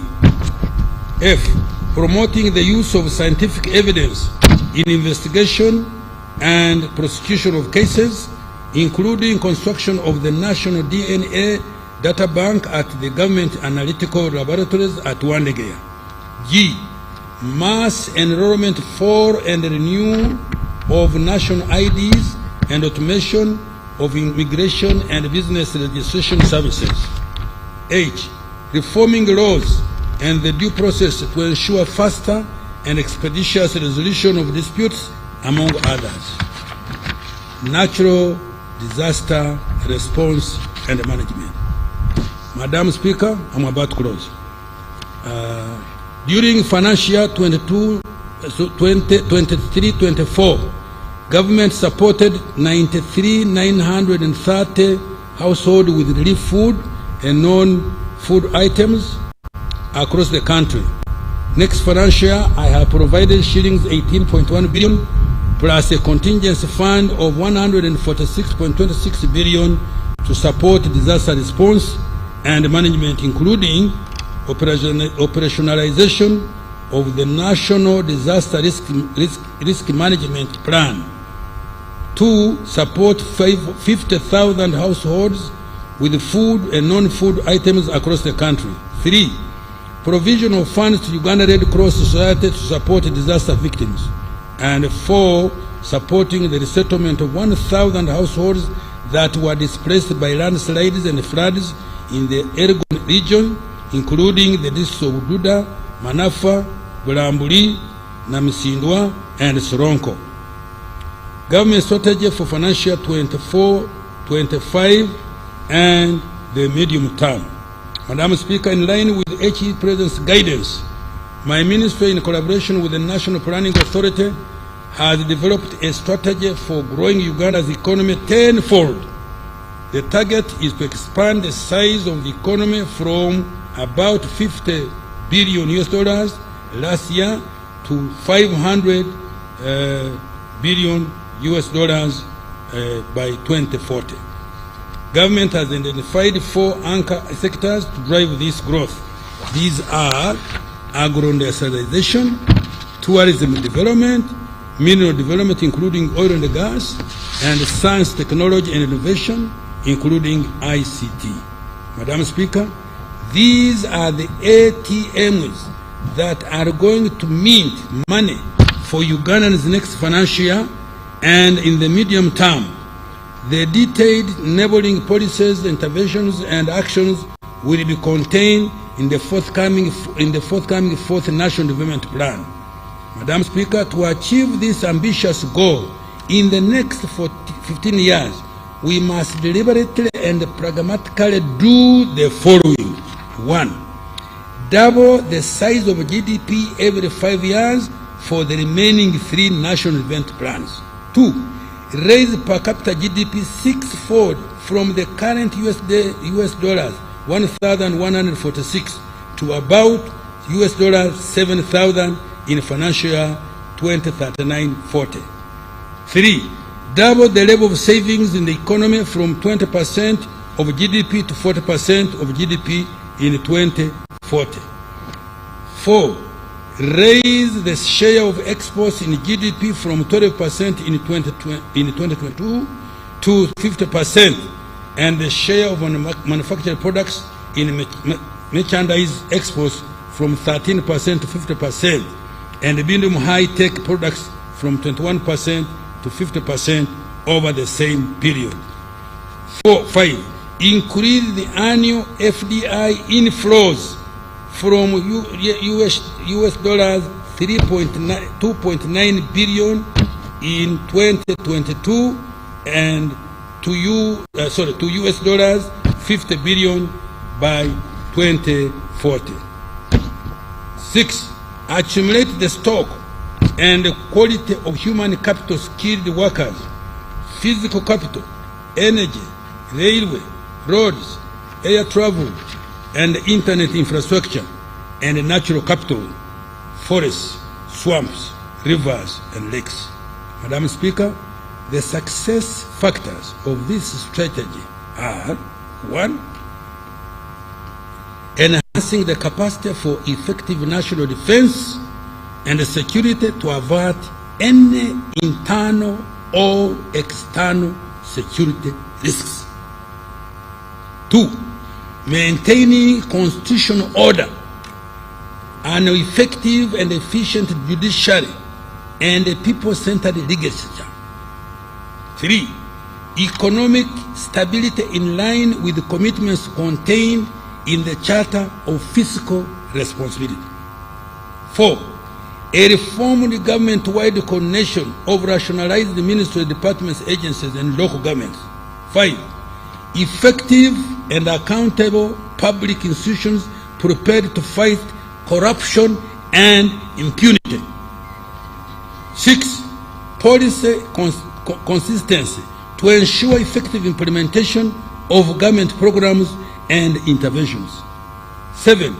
Enforcement of local content in government programs and investments, and support to culture and the creative industry. 8. Digitization and automation, including e-payment, e-commerce, e-government, procurement, e-health, e-education. 9. Support and take advantage of the full implementation of the East African Common Market and economic integration under the African Continental Free Trade Area. Now, financing and expenditure for the year we are entering, Madam Speaker, the total resource envelope for financial year 24-25 amounts to shillings 72,136,504,253,466 shillings, of which total revenue is as detailed below. Domestic revenue amounts to 31.982 trillion, of which 29.366 trillion will be tax revenue and shilling 2.616 trillion will be non-tax revenue. 2. Budget support, shillings 1.394 trillion. 3. Domestic borrowing, shillings 8.968 trillion. 4. Treasury bonds for settlement of government outstanding obligation to Bank of Uganda as at 30th June 2024, shillings 7.779 trillion. 5. Domestic refinancing of maturing domestic debt, shillings 12.0022 trillion. 6. Petroleum fund withdrawdown, shillings 115.4 billion. 7. Project support external financing, shillings 9.583 trillion.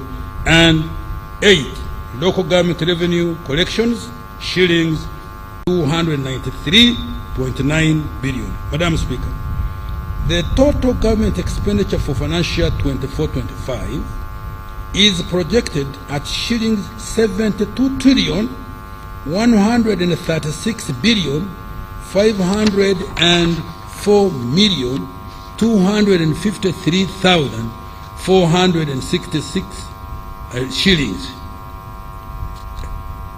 trillion, of which the total appropriation is shillings 37.56 trillion and statutory expenditure is 34.756 trillion. Wages and salaries are projected to amount 7.926 trillion, non-wage current expenditure to shilling 17.45 trillion. Development expenditure from own resources to shilling 6.152 trillion. External project financing shillings 9.584 trillion. Appropriation in aid to shillings 293.9 billion, while external debt repayment will amount to 3.149 trillion. Madam Speaker, I have attached the details of the resource envelope and expenditure allocation by vote for financial 24-25. Madam Speaker, the year 24-25 budget has been designated to target 7 key priorities. These are: 1, investing in the people of Uganda through education, health, water, sanitation, and hygiene, for which I have provided a total of 10.204 trillion. 2, peace and security of all persons in Uganda. I have allotted a total of 9.107 trillion, including a 25% enhancement of salaries of all security personnel at the rank of captain and below. 3, maintenance of roads, of all roads, construction of 3 strategic roads, as well as rehabilitation of the meter gauge railway and construction of the standard gauge railway. I have provided 4.989 trillion shillings for these. Investing in wealth creation initiatives, including commercial agriculture, value addition, UDB and UDC, the parish development model, Emioga, agriculture creative facility, tourism, science-based research and youth skilling, export promotion program, and the GROW project. I have allocated a total of 2.641 trillion Uganda shillings. 5, to facilitate electricity transmission, distribution, and utilization in existing energy stock, I have allocated 982.6 billion.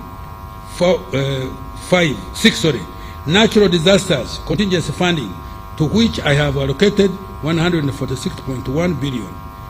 7, our international commitment for regional and global partnership is 31.1 billion. Madam Speaker, the above priorities are in support of the anchor sectors that have been identified to drive rapid expansion of our economy. Approved sources of funding to finance the budget. Madam Speaker, following principles guided the preparation of financial 24-25 budget: strengthening domestic revenue mobilization by providing adequate funding to revenue-generating entities. 2, strengthening public finance management to ensure accountability and frugality and avoiding misuse of public resources. 3, repurposing of the budget high-impact economic growth areas. 4, improving efficiency in the execution of projects and other public investments. 5, borrowing for only strategic high-impact interventions. Madam Speaker, starting financial 24-25, accounting officers of revenue-generating entities will sign commitment contracts against the agreed revenue performance targets, upon which budget allocations have been made. In addition to the performance contracts, they sign annually. Domestic revenue mobilization, Madam Speaker, to collect the projected revenue for financial year 24-25 of 31.982 trillion, a mix of modest tax policy measures were proposed and approved by Cabinet and Parliament. These will be complemented by enhanced tax administration by Uganda Revenue Authority and rationalization of tax exemption in line with the domestic revenue mobilization strategy. Tax measures for financial year 24-25, Madam Speaker, the following are the modest changes in taxes that were approved by Parliament to raise more revenue and or improve the budget environment. Excise duty. Imposition of excise duty on powdered beer at shillings 1,000 per kilogram. 2. Imposition of excise duty at a rate of 0.5% of value withdrawals of money from other platforms other than mobile money. This does not apply to withdrawals from agent banking or banking halls. 3. Increase excise duty on petrol by 100 per litre. 4. Increase excise duty on diesel by shillings 100 per litre. 5. Increase excise duty on imported wines from 80% or 8,000 shillings per litre to 100% or shillings 110,000, whichever is higher. 6. Imposition of excise duty on adhesives, grout, white cement and lime. The objective is to align the tax treatment of these products with that of cement. Value added tax, VAT.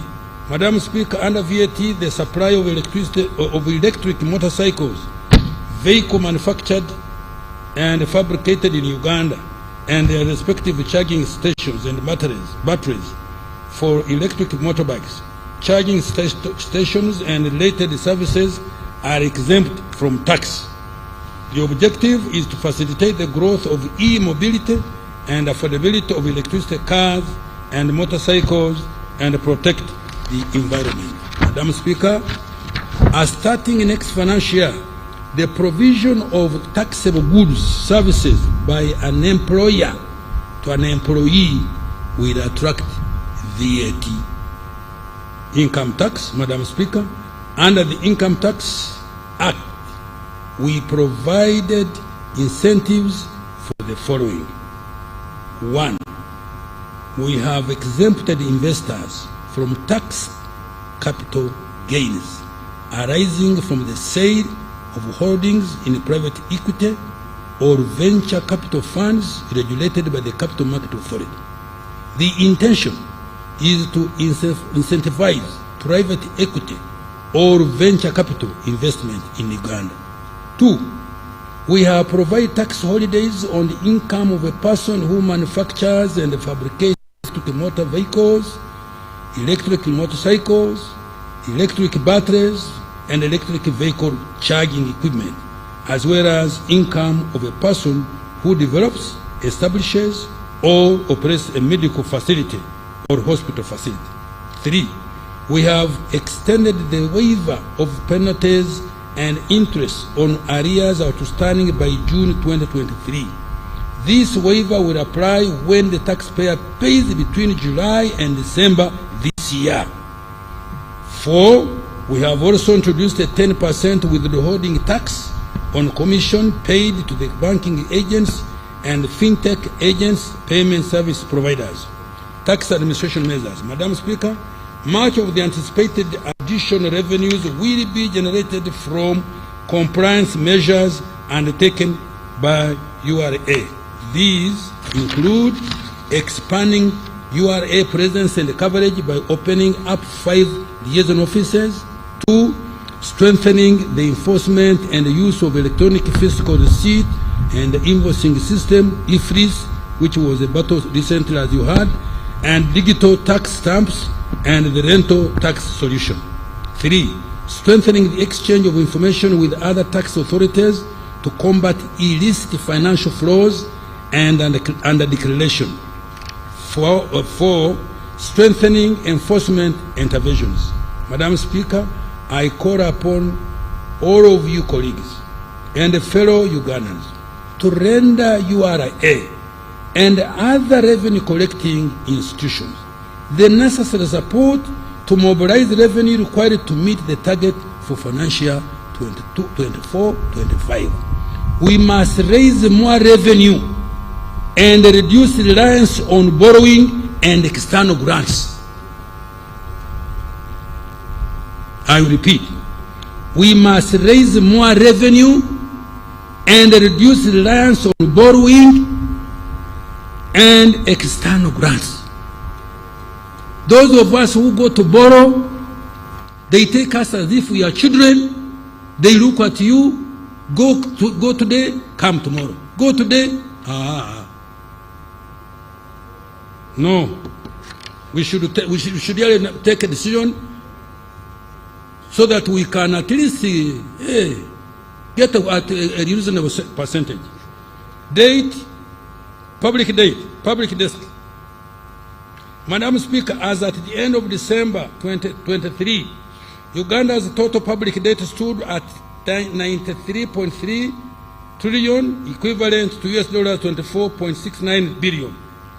Of this amount, external debt was shillings 55.37 trillion, equivalent to US dollars 14.64 billion, while domestic debt was 38.01 trillion, equivalent to US dollars 10.5 billion.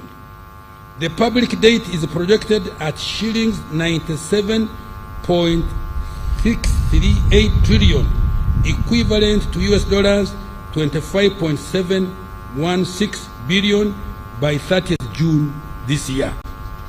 In nominal terms, Uganda's public debt to GDP was estimated at 46.9% in June 2023 and is projected to end at 47.9% this financial year ending June.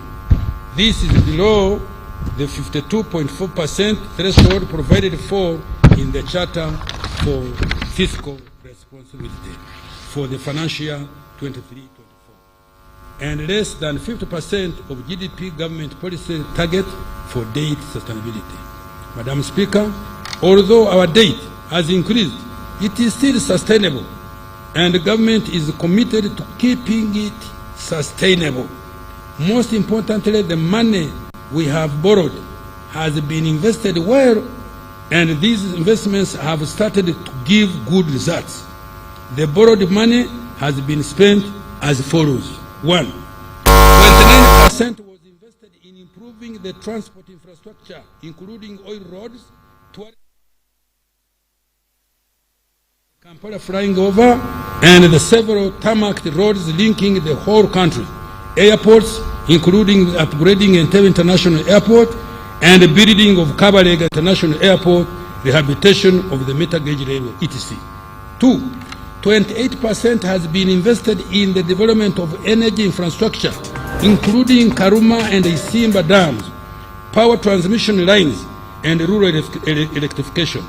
3, 12% has been invested in improving water sources for both human consumption and for irrigation and livestock. 4, 5% in agro-industrialization. 5, the development of industrial parks, extension of national backbone infrastructure, which has improved the quality of internet and communication, as well as investment in education and health, among others. Nonetheless, the ratio of total debt service to domestic revenue, excluding maturing domestic debt redemptions, is projected to increase to 40.3% in financial year 24-25 from 23.4% in financial year 23-24, above the threshold of 20%. This is the reason government has committed to exercising caution in borrowing to ensure debt sustainability by implementing the following measures. 1, prioritizing concessional borrowing where available, and reducing commercial borrowing at high interest rates. Such a borrowing shall only be for very few strategic and high-impact projects. 2, strengthening capacity for domestic revenue mobilization. 3, controlling government spending to ensure allocative efficiency. 4, boosting exports to increase foreign exchange inflows. 5, ensuring project readiness and the quality of public investment to increase the return on investment. Now I conclude. Madam Speaker, in conclusion, the economy has fully recovered from various shocks that have impacted it in the past 4 years. It is now poised to accelerate towards take-off, powered by value addition to our agricultural raw materials and the abundant natural resources, growth in industry, tourism, and innovations by our scientists. This budget is greatly for Ugandans still stuck in the subsistence economy. Countrymen and women under this category take full advantage of PDM and other wealth creation funds, as well as other support services, to join the money economy in any of the 4 sectors: commercial agriculture, industry, services, or ICT. To the private sector, this budget is anchored on the 10-fold growth strategy. It presents to you a multitude of opportunities. It has invested in a number of interventions to further improve the business environment. The macroeconomy is stable. Infrastructure is improving. Affordable capital has been provided for you to engage in value addition and export. Electricity is now reliable, and the government will work hard to reduce its cost. Regional markets are expanding, and barriers to market access are being removed. Therefore, take full advantage of these opportunities to create wealth and prosperity. Have we agreed with the businessmen? Yes, please. Yes. To the youth, this budget offers opportunities. You, the youth, listen. To acquire more skills, access finance, innovate, and develop new and better products. To those with talents, I assure you that creative industry is going to be supported. This budget is the beginning among many in the medium term intended to open up doors for you to escape unemployment by self-interested individuals and groups. Take full advantage of the opportunities to make money and live a productive and long life. Like some of us. To the women and mothers of the nation, the budget has provided funds to improve your health, to ensure that your children are born in safe hands, are immunized, sleep under mosquito net, drink clean with safe water, and are educated in nearby schools for free. The budget has also allocated billions to support your businesses, however small they are now. To the elderly, persons with disabilities, and other vulnerable persons, wherever you are in this country, the budget offers several social safety nets, not only to shield you from poverty, but also to ensure that you can be productive and begin to live a decent life.